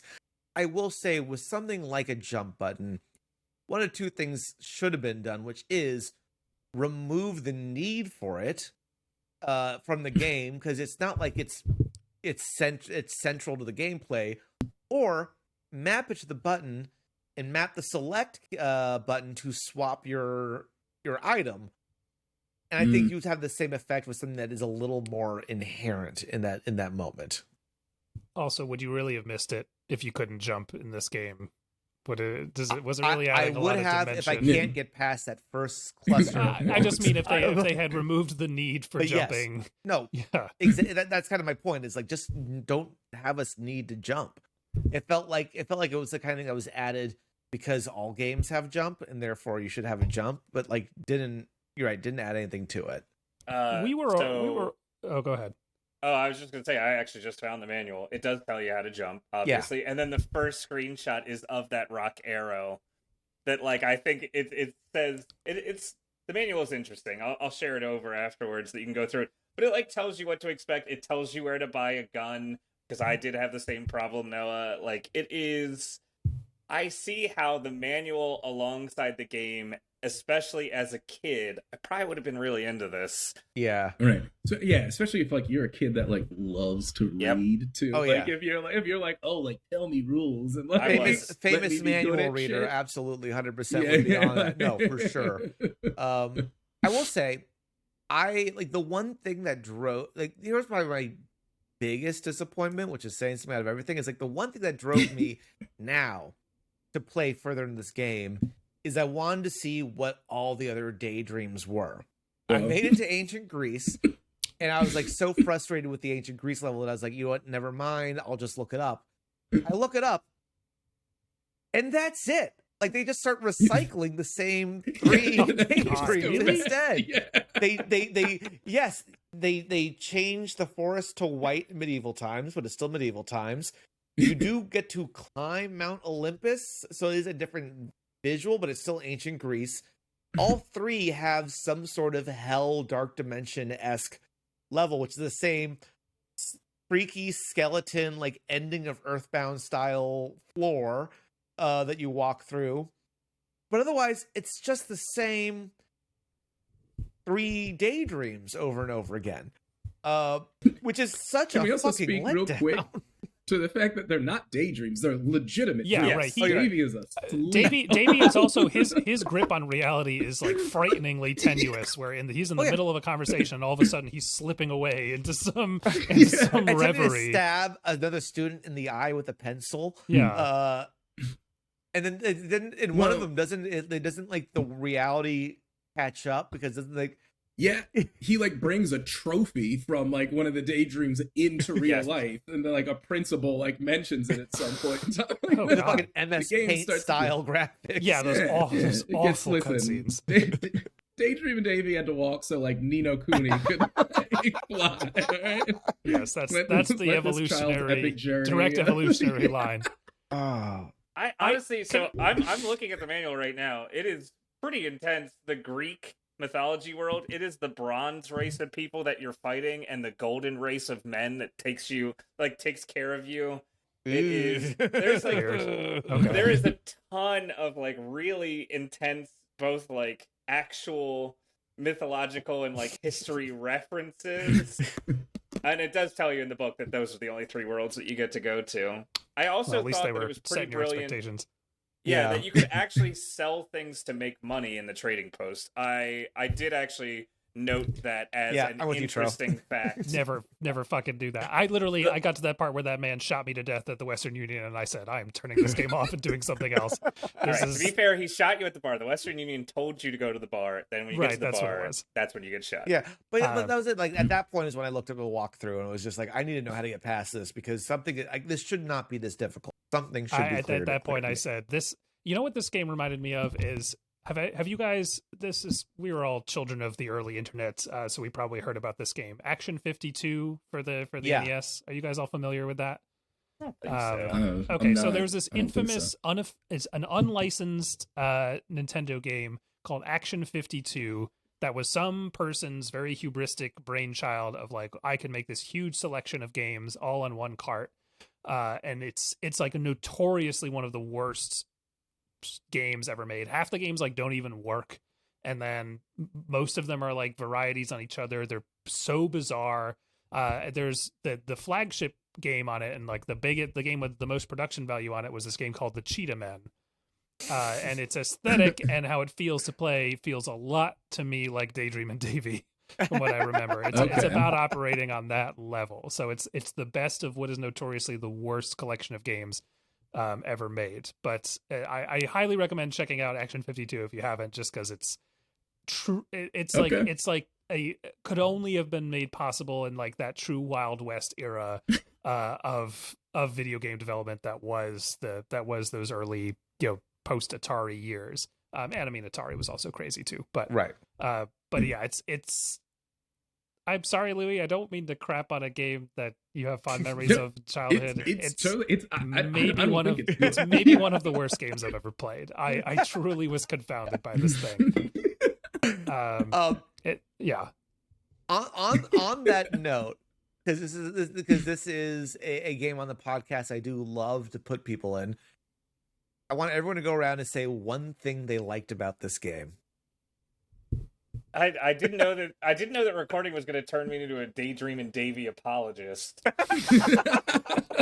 But like, to pick one thing, which you can't do, obviously. There's just so many things you love. I mean, I've got a few things I can talk about, but to pick one, the money system was actually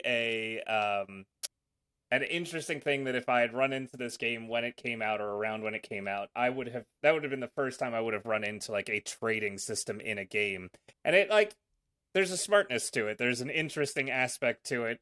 It was only in the Wild West, which I suppose makes sense. But it's at least a complex game on certain levels in an interesting way. Okay. The concepts behind this are probably the only thing that I would say really marks it as being made by a developer like HAL Laboratory, because otherwise they must have been drunk when they were designing this. I truly don't understand. Or they just like had no time and they tossed this off in like a few weeks, like it was ET or something.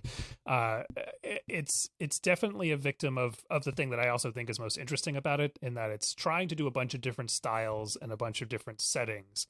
I just don't think they had the capacity or kind of, I don't know what else happened to be able to pull it off. I also just wanted to shout out, you called me Daydream and Petro at the top of this or whatever you said at the beginning, and I was a very daydreamy child, as I'm sure is very hard to believe for people who've known me for a long time. So I definitely related to Dreamin Davey to some degree, and I feel like if I had stumbled upon this game as a kid, it would have really spoken to me on that level. You saw a lot of yourself in this character, and I think that's a positive. I also looked like I was drawn by MS Paint as a child. So, Louis, how about you? One thing you liked? I feel like you probably the most to say about this, but I mean, well, let me say this, because I don't. Louis Thomas, like famous Daydreaming Davey lover. Listen, like 10 on his personal score. This game sucks. Like, that does not. I know that full well, but like, right, like I don't want people to be like, ooh, like he spent more time being critical of Ocarina of Time than he did of Daydreaming Davey. Well, that's because we all know this game is trash. It is terrible, and like that's all right. I think it's more interesting than to like dive into like what about it worked, or why did I play through it like several times. Obviously it's not going to rank anywhere close to like where I put something like Ocarina, but I'm going to spend time like talking about like that's the unique opinion, right? Like if you want to read think pieces about how Ocarina of Time is the greatest game ever, like you can open up the internet. Talk to a man. Like, it'll be fine. Like, those things exist out there. If you want to hear what makes Dreamin Davey barely playable, come to this podcast. I love it as a pitch. That's perfect.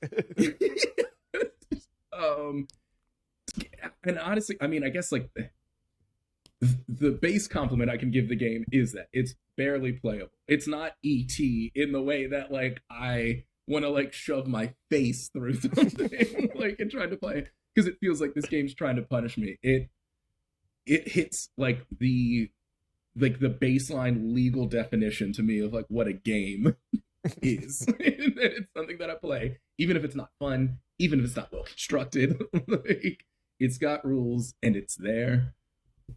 Separately, I will say, like, as a child, like, I really liked the Wild West world, particularly that first stage, because that idea of just like not knowing where I was going and just like shoving my body into like walls until one of them could be a door that I could open up was like, I guess my first, like, baby's first open world, Yeah. And like that concept seemed cool to me, like at the time, to be like, oh, I can do pretty much anything I want to here. I can go into any house. Yeah, I can trade shit like that. That it felt limitless in a way that my brain got wrinklier and bigger. So the manual tells you first you need to check in at the sheriff's office and see if things have been peaceable since the last time you were in town.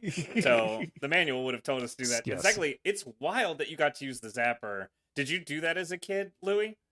Yeah, I had it because I had the Mario Duck Hunt I assume like, it made that part thing. So a lot easier when you had to like shoot the guy. I mean, it was still just right. Yeah, well, instead of just dragging a thing down to the bottom left corner, you could. I'm kind of jealous of that. You had to know to pick up the gun and have it like at the ready. But I will say that does tie into kind of what I liked about it, which is I think in general, even if they were all executed poorly or maybe not at all, there are ideas in this that are really in the same way that I want to give Plok points for the same thing of like adding different ideas and really playing with the medium by, it's not everything being the same or not staying one note throughout. Like, this does change up your mission, what you're doing, how you go about doing it.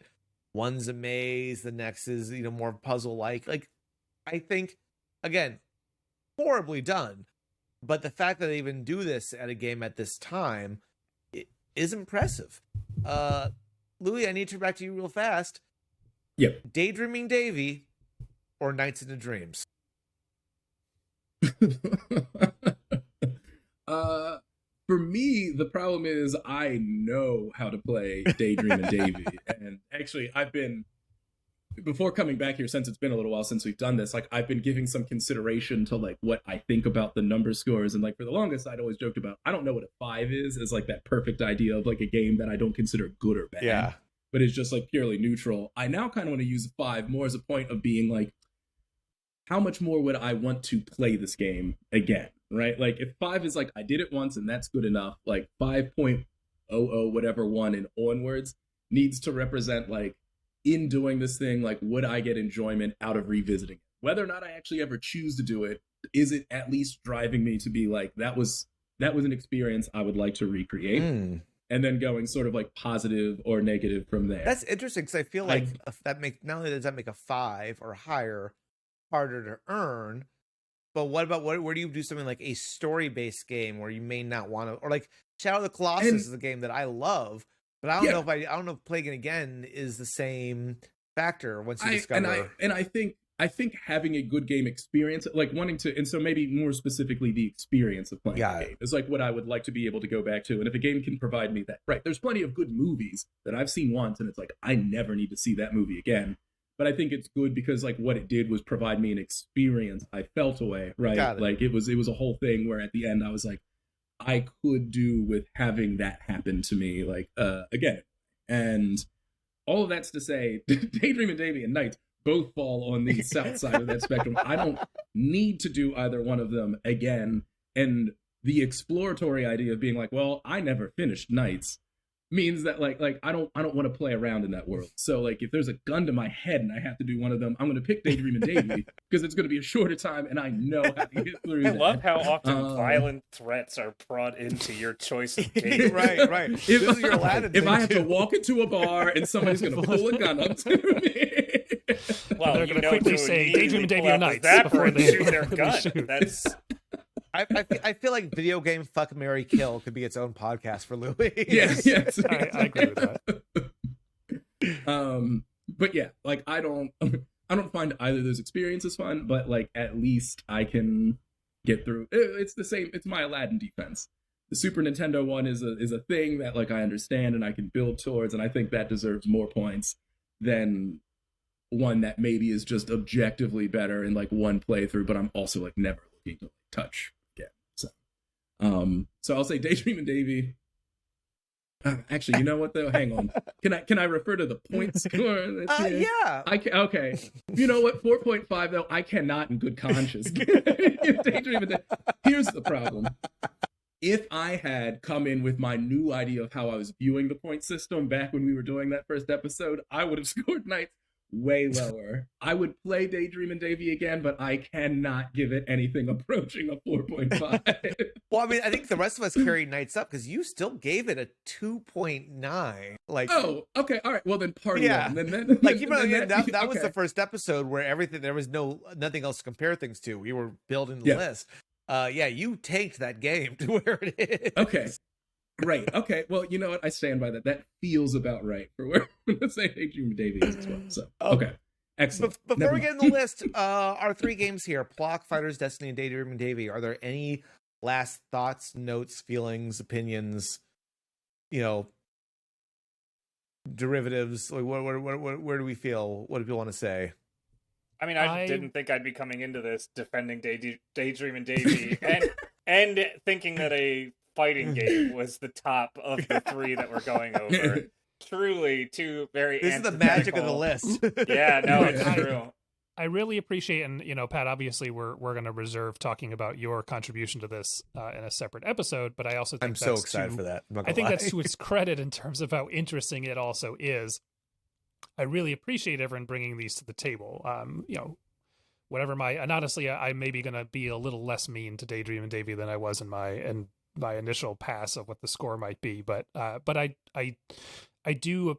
It's always interesting to see where a lot of how even bad games or games that just don't quite click, can still be built on a foundation of interesting ideas and kind of obvious passion for the art form, if you will, of making video games. I think that's it. That's actually that's a very fair point because it's I don't want to name Pat's game yet, mainly because I want people to discover that when we do it. I don't think it'll be the next episode based on how long we'll need to play and film it. But I will say, like, all four games that were brought, including this future game, do kind of the same thing. They all try a lot of ideas. They all try something different and really try to break what their genre is a little bit. That wasn't intentional. That was not the prompt, but that is kind of how that all shook out. Each of these tried a lot of things and tried to do something different. Some maybe succeeded more than others, but you got to give things credit for at least making the attempt. Not points. You don't need to raise their score higher, but you got to at least give them, brownie points. You got to give them credit for it at the very least. Any other thoughts? Then let's get into the list. Guys, your first time watching, this is how it works. We're going to go through each game. Myself, my guests are going to go ahead and give each game a score that we can only give out once in perpetuity, meaning that for the future of this podcast, if we've given something a score, we can never give that score again. These guys have been on at least 4 other episodes. I have been on every episode. Our listing of numbers, though infinite, has been dwindling of what we can and can't use. No game is equal. Everything must be better or worse than another game. Once we give them these scores, we take a look at the list and where they land, and we have one chance to change one score on one game. So if you want to see 2 different games move in their spot, tough noogies, you only get to choose one. With that said, let us begin in the order we started with Plok. And My Pat cat just jumped up onto my shoulder. Literally latched on. Hey, I'm Chloe. at my Chloe. standing desk, and she just pulled herself up. Hello, what are you doing? Chloe's she's so trying to- excited to hear what you have to say about Plok, Pat. I know. Just look at this. I didn't give her a lap to That's sit in, so crazy. she just decided to perch on my shoulder. Fantastic. Well, whatever. She can stay. All right. So, Pat, I'm going with you first. Plok. Oh, okay. Plok, I'm gonna give a 3.99. Do I have that open? I'm checking that now.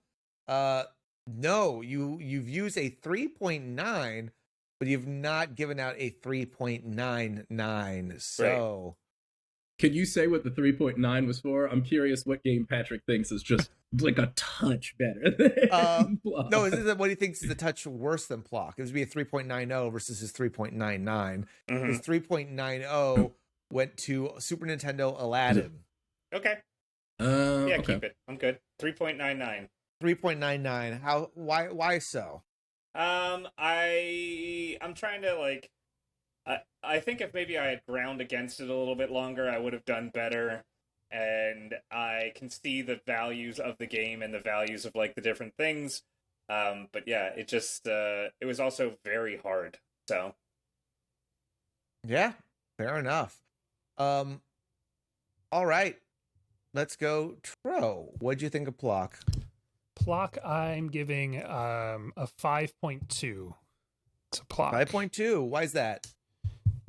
I mean, I'm putting it above 5 because I think it mostly works as a game. I think it's looking at the when I was looking at the master list, also trying to think of how my score would fit into like the grand scheme of things. I wanted to boost it up a bit above the lower lights on here, but I can't justify giving a game too much higher than the median score if I just didn't have a ton of fun playing it. But it's tough because I just know there are so much potential there, but also I can't give a game credit if I didn't have enough fun with it to get to those things later. Sounds good. Louis, where do you see Plok? I'm going to give Plok. Actually, I'm going to be pretty similar, so like right around where Petro is. If you can throw it on for like a 5.15. 5.15. Just double checking your scores here. Yeah, you got a 5.15 available to you. Lock it in. Why a 5.15? I think, I mean, especially looking at the list, I think it deserves to be like I'd put it above Aladdin or like Sonic, even in terms of like platformers, just in that I don't want to revisit either one of them, like either of those two, but like between the three of them, if I did, I could see myself immersing in like Plok and trying to get into that like a little bit more. To my idea of like, if it's above a 5, would I want to replay it? Sure, barely, but like, yeah, I'd give it a go. Fair enough. And I'm going to give it a, I had to think about this one for a sec, a 4.85. I have a 5 even available to me, but I, for some reason, didn't feel right giving it to this one. That's a score that's going to say something. Like whatever you give a 5 to, like, is going to speak to the core of like who you are as a gamer. I truly think it does. As much as a 10 and a 1 does. I think a 5. Absolutely, it's a benchmark. And like that was what I gave Sonic the Hedgehog, if I remember correctly. Yeah, I believe so. That's what I gave Duck Hunt, which okay. You're regretting now. Not really. No, but like It's interesting. I don't think this is a bad game. I think it deserves it. It's earned its place in history, which is not there. But I'm also shocked at the number of people who just don't know this game exists still. Like, I think it was probably the best platformer that came out in the window that it came out, which again isn't saying a lot about it. I think it's a lot of good ideas, and I think the music's great. I think the aesthetic is great. And I wish there were more kooky, even at the time, more weird kooky games like this that happened. And I'd love to know more about the development. Like, I tried to do my research. There's so little out there that I'd love to get a chance to sit with John and Ste and like understand more about them and then how they came about this and like where this character comes from, because it's just, I don't believe that gaming history should be lost, and this feels like something that'll otherwise get lost to the sands of time, and I don't think it deserves that. Infinitely accessible. Like, I'm pretty sure if you hit them up for an interview, you could probably do that. I should try and hopefully stop butchering their name, because I feel a little guilty about that. So that where it lands. Let's pop over to our next game, Fighter's Destiny. Petro, I'm going to start with you on this one. So I'm going to give Fighter's Destiny a 6.8. I don't think I've given that score out yet. Let me double check that right now. Make sure I'm in the right spot. I see a 6.3, No, you've not done a 6.8 yet. So let's go for it. 6.8. Why is 6.8? It sits in a similar echelon, but for me a little higher than as a game like GoldenEye does, another N64 game that I have a lot of fond memories playing, particularly multiplayer. And Fighter's Destiny kind of sits in that same spots. One, it's a little bit higher than that because I don't get motion sick while playing it, and two, because I just think it's as fun as GoldenEye is. I think there's more.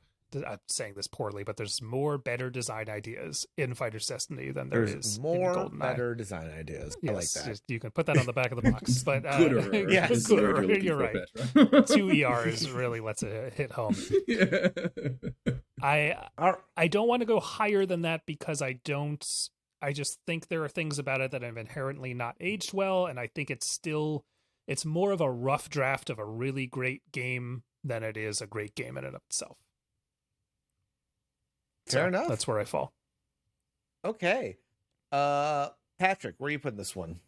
I mean, I could not in good conscience put it above Hyperstone Heist for myself. However, it is definitely walking away with the best score for me today, which I'm going to give it a 5.33 if that's available. 5.33. This is just in order to keep it. Let me double check. Yeah, it's available to you. So 5.33. This is basically because you just want to keep it below Hyperstone. I mean, I think it'll end up above Hyperstone, but for me personally, I couldn't rank it above that. Hyperstone Heist holds a special place in my heart. I'm slotting it in between that and Aladdin. Okay, fair enough. Louis, where are you at with Fighter's Destiny? I'm gonna give it give me a 6.34 on it. 3.4. Actually, I really like Petro's summation of it being like a rough draft of a really great game is like 100%. Like where I feel like that's at. But it's a shame that Fighter's Destiny 2 was markedly worse according to reviews. Yeah. Except it did have Cherry the Drag Queen, which sounds fun. So I actually never bothered to try it because I had read that it wasn't as good. But I would be curious to now visit that at a later date because I'm curious. How do you screw up something that you were on the right track with initially? The world may never know, but I gave this a 6.55. I think this is probably the closest we've ever been to all being kind of on the same page with this game. Like it's pretty good. It's good enough to play once and maybe play again, or I have on rotation if I just want to pick a random game at random and have it there. It also, in my head, kind of keeps it above the TMNT arcade game, but below God of War, which I think is a good sitting when you look at the main list. It's like, yeah, this with God of War Without Its Faults is by far a better game than this. But I do think there's a plenty here that it does beat, and it was fun enough. And maybe someday down the line, I would come back and play through to unlock characters and have everyone. I think that's one of the downsides to it is that if you really want to play this with friends at home, to keep it even, you kind of have to beat master mode with everybody and play through the game with everybody, even the ones you aren't good with, so that you're not now just unbalancing the game, which puts it a little bit at fault there. So yeah, good all around. A last one here. Dreamin Davey. Louis, let's start with you. Yeah. What did you say I gave Knights again? Sorry, can you disclose that? Yeah, I'll go ahead and disclose it. You gave that a 2.94 initially, but Knights currently falls at like 4.5075. Yes. Yeah. And that's fine. I think most people are going to say that Knights is probably a better game, and I think that's fair. I can allow myself to be wrong because I'm clouded by personal judgment, much like Patrick obviously is with Hyperstone Knights. So like I would probably objectively want to give it a score lower than this, but like I'm gonna give it a 2.97. Is that yeah, that puts it above Knights. Yeah, it puts it above Knights. Yeah, great. Okay, I would say I'm gonna say barely under a 3. I know there are games that tried me a lot worse than Dreamin Davey. I came in with a bit of barrier. I knew how to play it like already. That like makes it, I think, a little more tolerable for me, but not good. So all right, 2.97. Yes, Petro. Why was Louis wrong? Yeah, sorry, I'm distracted by Patrick's continually pivoting display of his cat and her dedication to being on his shoulder. I'm gonna, you know what? I was honestly prepared to come into this recording being a lot meaner to Dreamin Davey than I'm gonna wind up, and that still means it's getting a 2.9 from me. 2.9. Just to give you an idea, is 2 points higher than I was originally planning, but I can't I can't in good conscience put it below ET.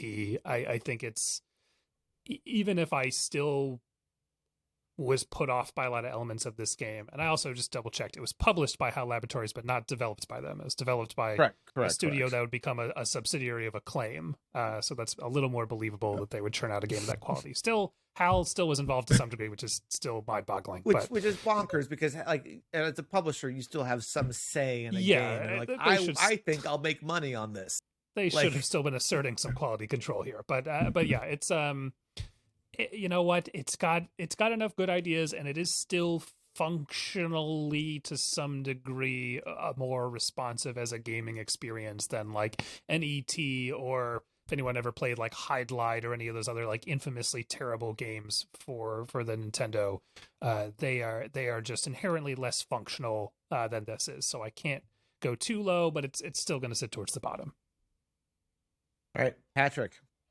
I'm coming in at a 3.999. I want it to be a hair above my experience with Plok, because while it was hard, it was more interesting to me while I was playing it than Plok. So a 3.999. You thought this game was more interesting than Plok. I did. A hair above. I'd be lying if I said I wasn't astounded. Why? It's because of the like sheer difference, especially learning about the zapper being an actual aspect to it. Like I'd say in a way I'm sad I didn't get to play this as a kid. Like I could see myself standing 2 feet away from the CRT television, like feeling the glow of the warmth of it as I'm playing, like holding the zapper in my right hand, ready to like pull on this character.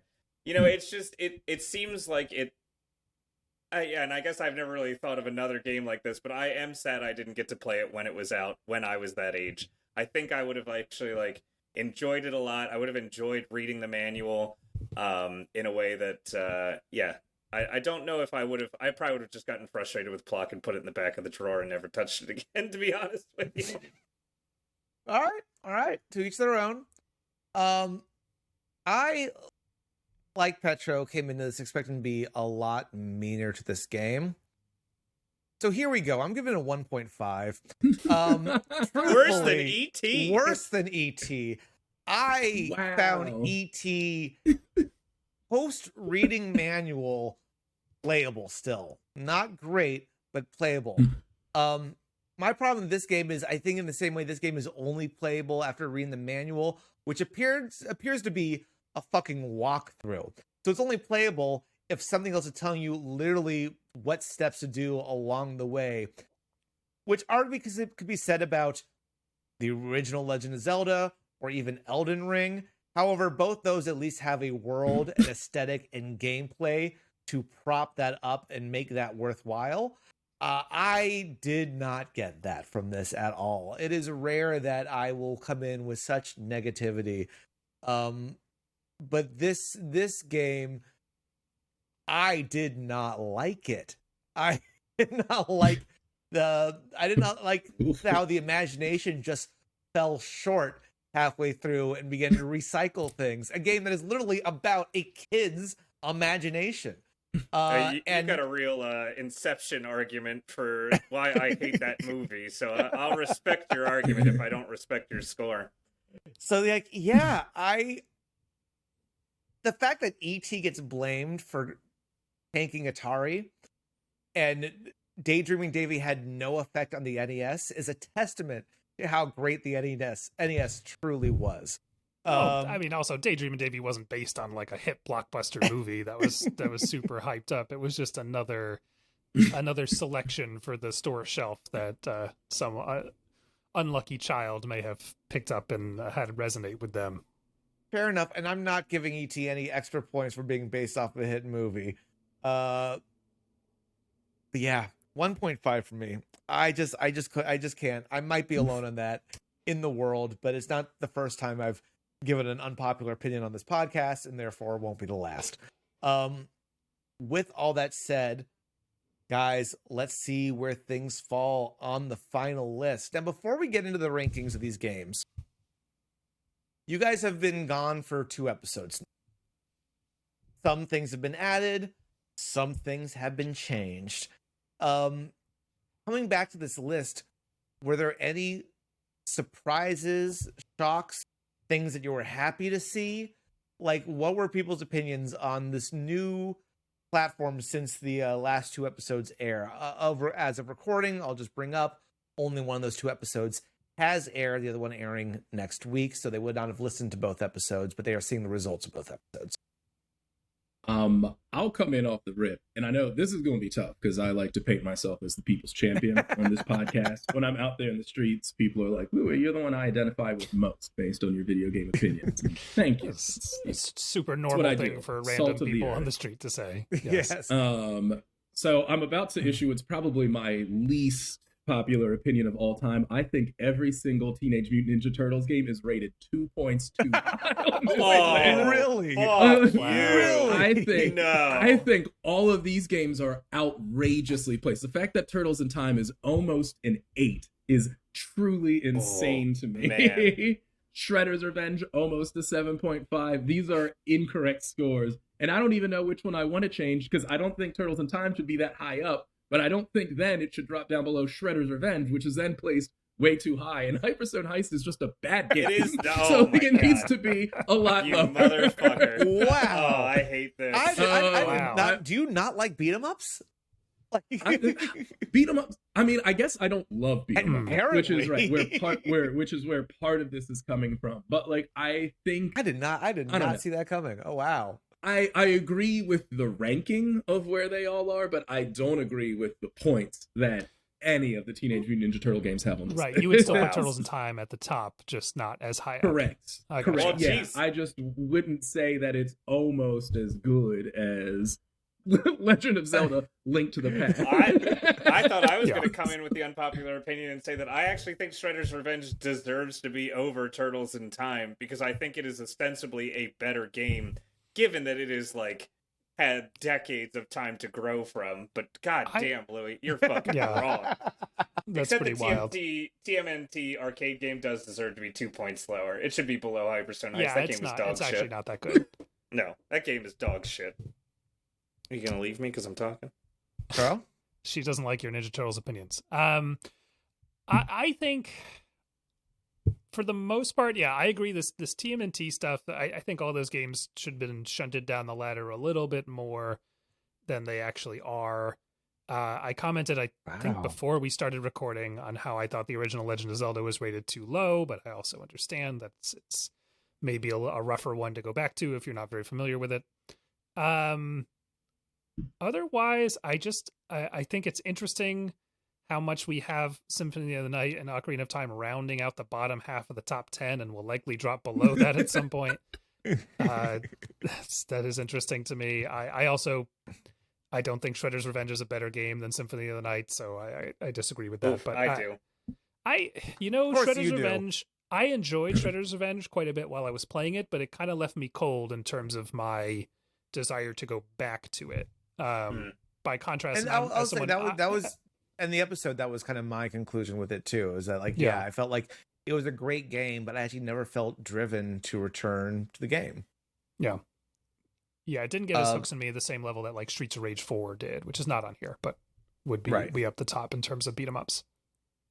Thoughts on Super Mario World? That after working in the MacGuffin of non-regular guests, which sorry guys, you guys are regulars, would get an extra vote on something they didn't vote on once in perpetuity. Has both blasted Breath of the Wild and Elden Ring above Super Mario World. Yeah, I think that's bullshit. Elden Ring should not be that high. Fuck that game. I think it's fine. I think Super Mario World probably still deserves to be higher, but also I think it's sitting up near the top is still where it belongs. Elden Ring will lose its shine through the years. I'm hoping. Fuck that game. I think you're in the minority, man. Yeah, I know I am.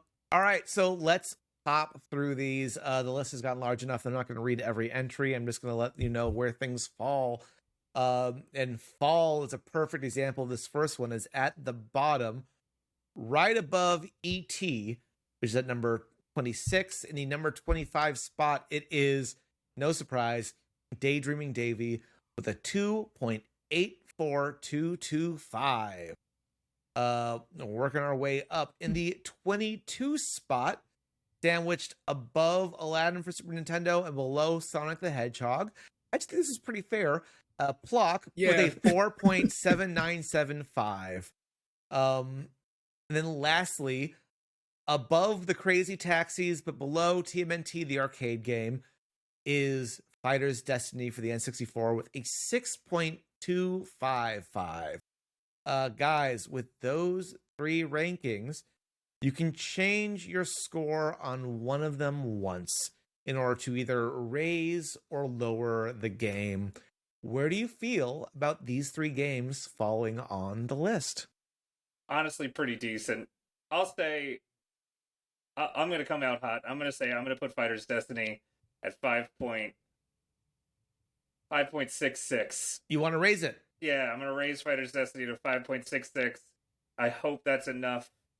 Oh, no, that probably isn't enough to bump it up. But, it's going to get a little bit higher. I don't think it deserves to be below the TMNT arcade game. Okay, so you want to bring it up to a 5.6. You can go higher. Try to mitigate. I don't have that strong of feelings about it. I'm just going to give it a little tap. You just a little bump on the bottom. I say this becomes dangerous if you then say that it's better than God of War. I've already said it's better than God of War. That is true. That's actually that's a good point. But I will say that if that doesn't bump it up at all, it just brings it to a 6.3375. Problem for me is I gave it pretty close to a 7, and I don't think it deserves a 7. But it's not about where it is. Not about where you do you think it deserves? You're right. Does it what does it deserve to be on the list itself? Exactly. In that case, in the interest, I would give it I would bump it up to, I guess, did I give anything? Or maybe 7.01 or something. Let me what check did I give the a straight score real 7 quick. to?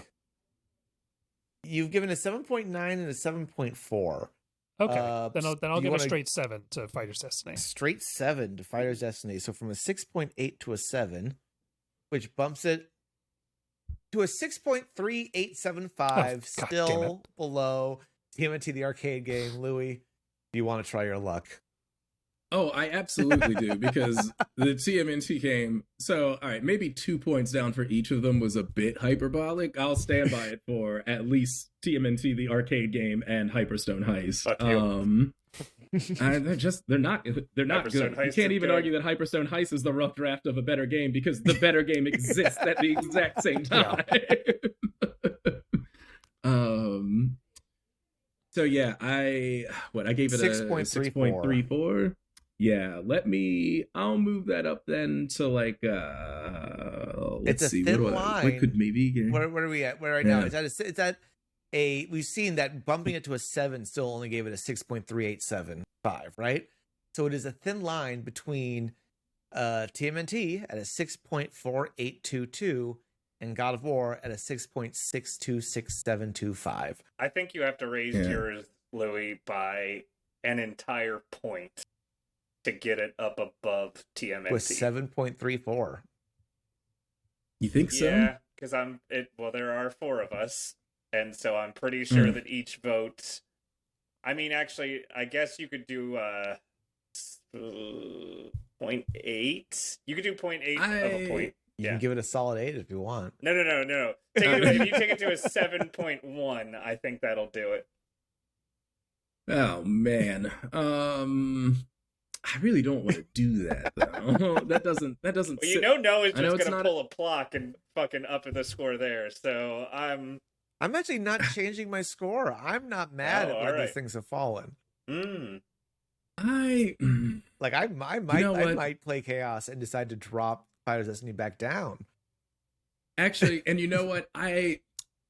And this is my failing on me as a guest this time around. I didn't spend enough time with Fighter's Destiny. I feel like, too, as much as I would like to see it above TMNT, like I didn't spend enough time with it, I think, to justify pushing it that much further. Like, I could come back on the next episode and be like, shit, I fucked up. Like, I played it and now I think it's great.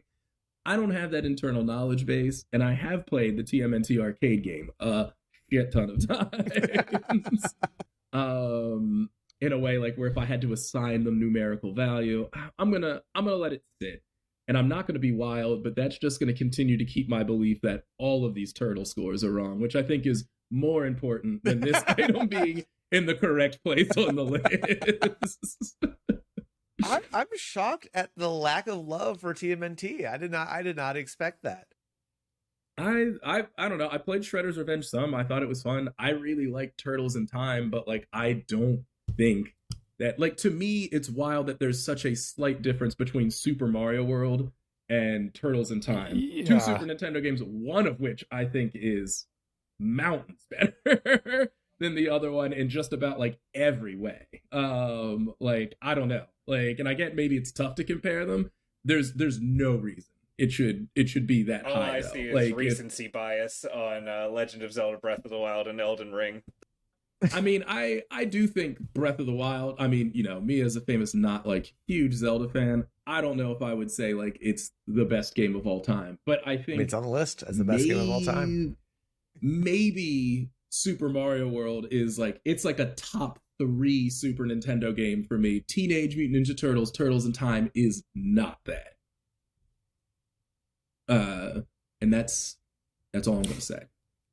Well, then on that note, if you think I'm right, find the socials from the people that did that episode of Best Game of All Time and thanks. Oh, I'm just kidding. Please don't. Fighting words. Wow. Yeah. And on that note, guys, we're gonna lock the list in etched in stone to maintain its place until I come up with some other MacGuffin to upend this entire idea and podcast. Guys, thank you so much for chatting about these games. We do have one more in the bank, Patrick's mystery game that we'll discuss at the beginning of that podcast. It'll be good, but in the meantime, where can our lovely audience find you? They can find me under a cat. But no, also Twitter and Instagram, Patrick BC Molloy. That's Molloy. You can find me. I fully deleted my Twitter account, so you can find me Can't on imagine why. Mastodon at tro_celli at toot.community. It's the instance I'm on. Although once you're on a server in Mastodon, you can just search for usernames. You don't have to search by weird instance or however that site runs. But that's my primary social media platform now. You can find me on Instagram, Naked Pictures of Lewie Thomas. You DM me there with your opinions about how I was wrong about things. I promise I've got the time to fight you on them, so come get at me.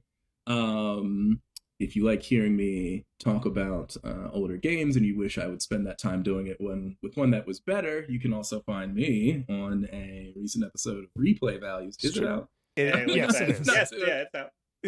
Okay. Oh, great. Good. Oh, that's right, because I've listened. So you can... Perfect. You can find me there. Have a blessed day. Thank you, Larry, for plugging the podcast that Pat and I failed to do. I was going to say, this was kind of a layup to get that out there, but if you guys want to talk briefly about replay values. Yeah, we talked about it at the top. Yeah, it's exactly as we've talked about it at the top. It's it's a podcast about how games can enrich our lives and the memories associated with them. And Pat and I have been doing kind of a retrospective series on the Pokemon franchise. We've got a couple more of those that you came up for the current one, Michael. And then we did a very special current event retrospective on the new release Pokemon Scarlet and Violet. It was supposed to be a bonus episode, but it's our longest one yet. But I think maybe also outside of maybe Louis' tangents into fuckable Pokemon is also probably our best set of material. So please look for that anywhere you get your podcasts. Replay Values. Well, that was different. I'll be honest, when I went into this episode, I did not expect Plok to rank so low. Including with myself. I didn't expect myself to rank it as low as I did. I have such fond memories of this game, and truth is, it's not a bad game. You look at reviews, both past and present, it's not a poorly reviewed game. It is a testament of its time. And truth is, how I feel about it before the podcast doesn't matter. It's got its place on the list. That's how I feel about it now. It's how I feel about it. It's how you feel about it. It's how the world, it's how the universe, it's how time will remember these games. But the important thing is that they will be remembered. They will not be lost to the annals of history, a footnote in an era. They will all hold some place, whether positive, like Fighter's Destiny, or whether it's in a Dreamin Davey spot. It doesn't matter, because we have aligned it in place. The stone tablets have been etched, and we have taken them to Mount Sinai to have God's seal of approval. I'm pretty bad with the Torah, forgive me. So if you guys enjoyed this episode, if you guys enjoyed what we did here, and you're looking forward to Patrick's episode where we go into his game, then please be sure to follow this podcast on whatever podcast app you listen to. Be sure to subscribe to the YouTube channel so you don't miss it if you want to watch the video version there. We have a question of the month ready for you. And this one's an easy one. What is your did I make this up game? What is that one game that you've brought up to your friends, you've brought up to your loved ones, and no one else seems to remember? That's so obscure, but for some reason it's etched in your brain. Go ahead, leave it if you're on the YouTube channel in the comments below, or better yet, if you're listening to the podcast version, leave it as part of your review. Reviews truly help this out. Last month's question was, when is a game withholding too much information, and when is it hand-holding too much? No answers on that. That's fine. We're going a bit on a streak of not having answers to these questions. That's okay. You're a small audience. Some of you are shy. But you, yes, you listening to it, if you haven't left a review yet and you're thinking, well, other people will, or I don't have the time, then you're missing out. You know that TikTok meme going on right now where it says, like, if I had all my followers give me $1, I could be a millionaire? I'm not asking for that. I'm just asking for time. time to write this podcast a review to let me know what you think. So not only do I have a question to answer at the end of these, and this stops being an awkward begging scenario, but also because it helps us get into more eyes. That's right, you can help make this a success by just leaving a review. Next month we have, we're taking a break. We're not going into Patrick's Did I Make This Up episode then. We're going to actually take a month off and then come back to that the following month. But next month, we have a doozy. I am joined by the wonderful people of RNG&T, formerly a podcast, now a Twitch stream. They're going to sit down with me as we discuss two of the most influential games in the JRPG genre. Ones that to this day are still looked at as top of their class, despite any technical gameplay, historical limitations.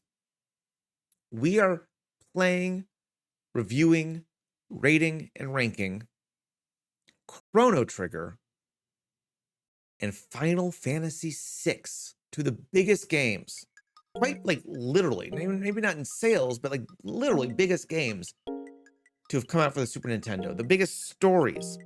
We're comparing them to each other, and we're placing them on the list. Newsflash, gonna be a bit of a love fest, but to see where they actually land is going to be pretty interesting. So hang out, follow this podcast, subscribe, check it out. We will be there. Until then, thank you so much for listening. Be sure to stay cool, stay hip, stay heavy. The Best Game of All Time is an independent production, hosted, produced, and edited by Noah Waterman. Theme music by Peter Rowland. If you want to learn more, go visit www.thekaijulounge.com.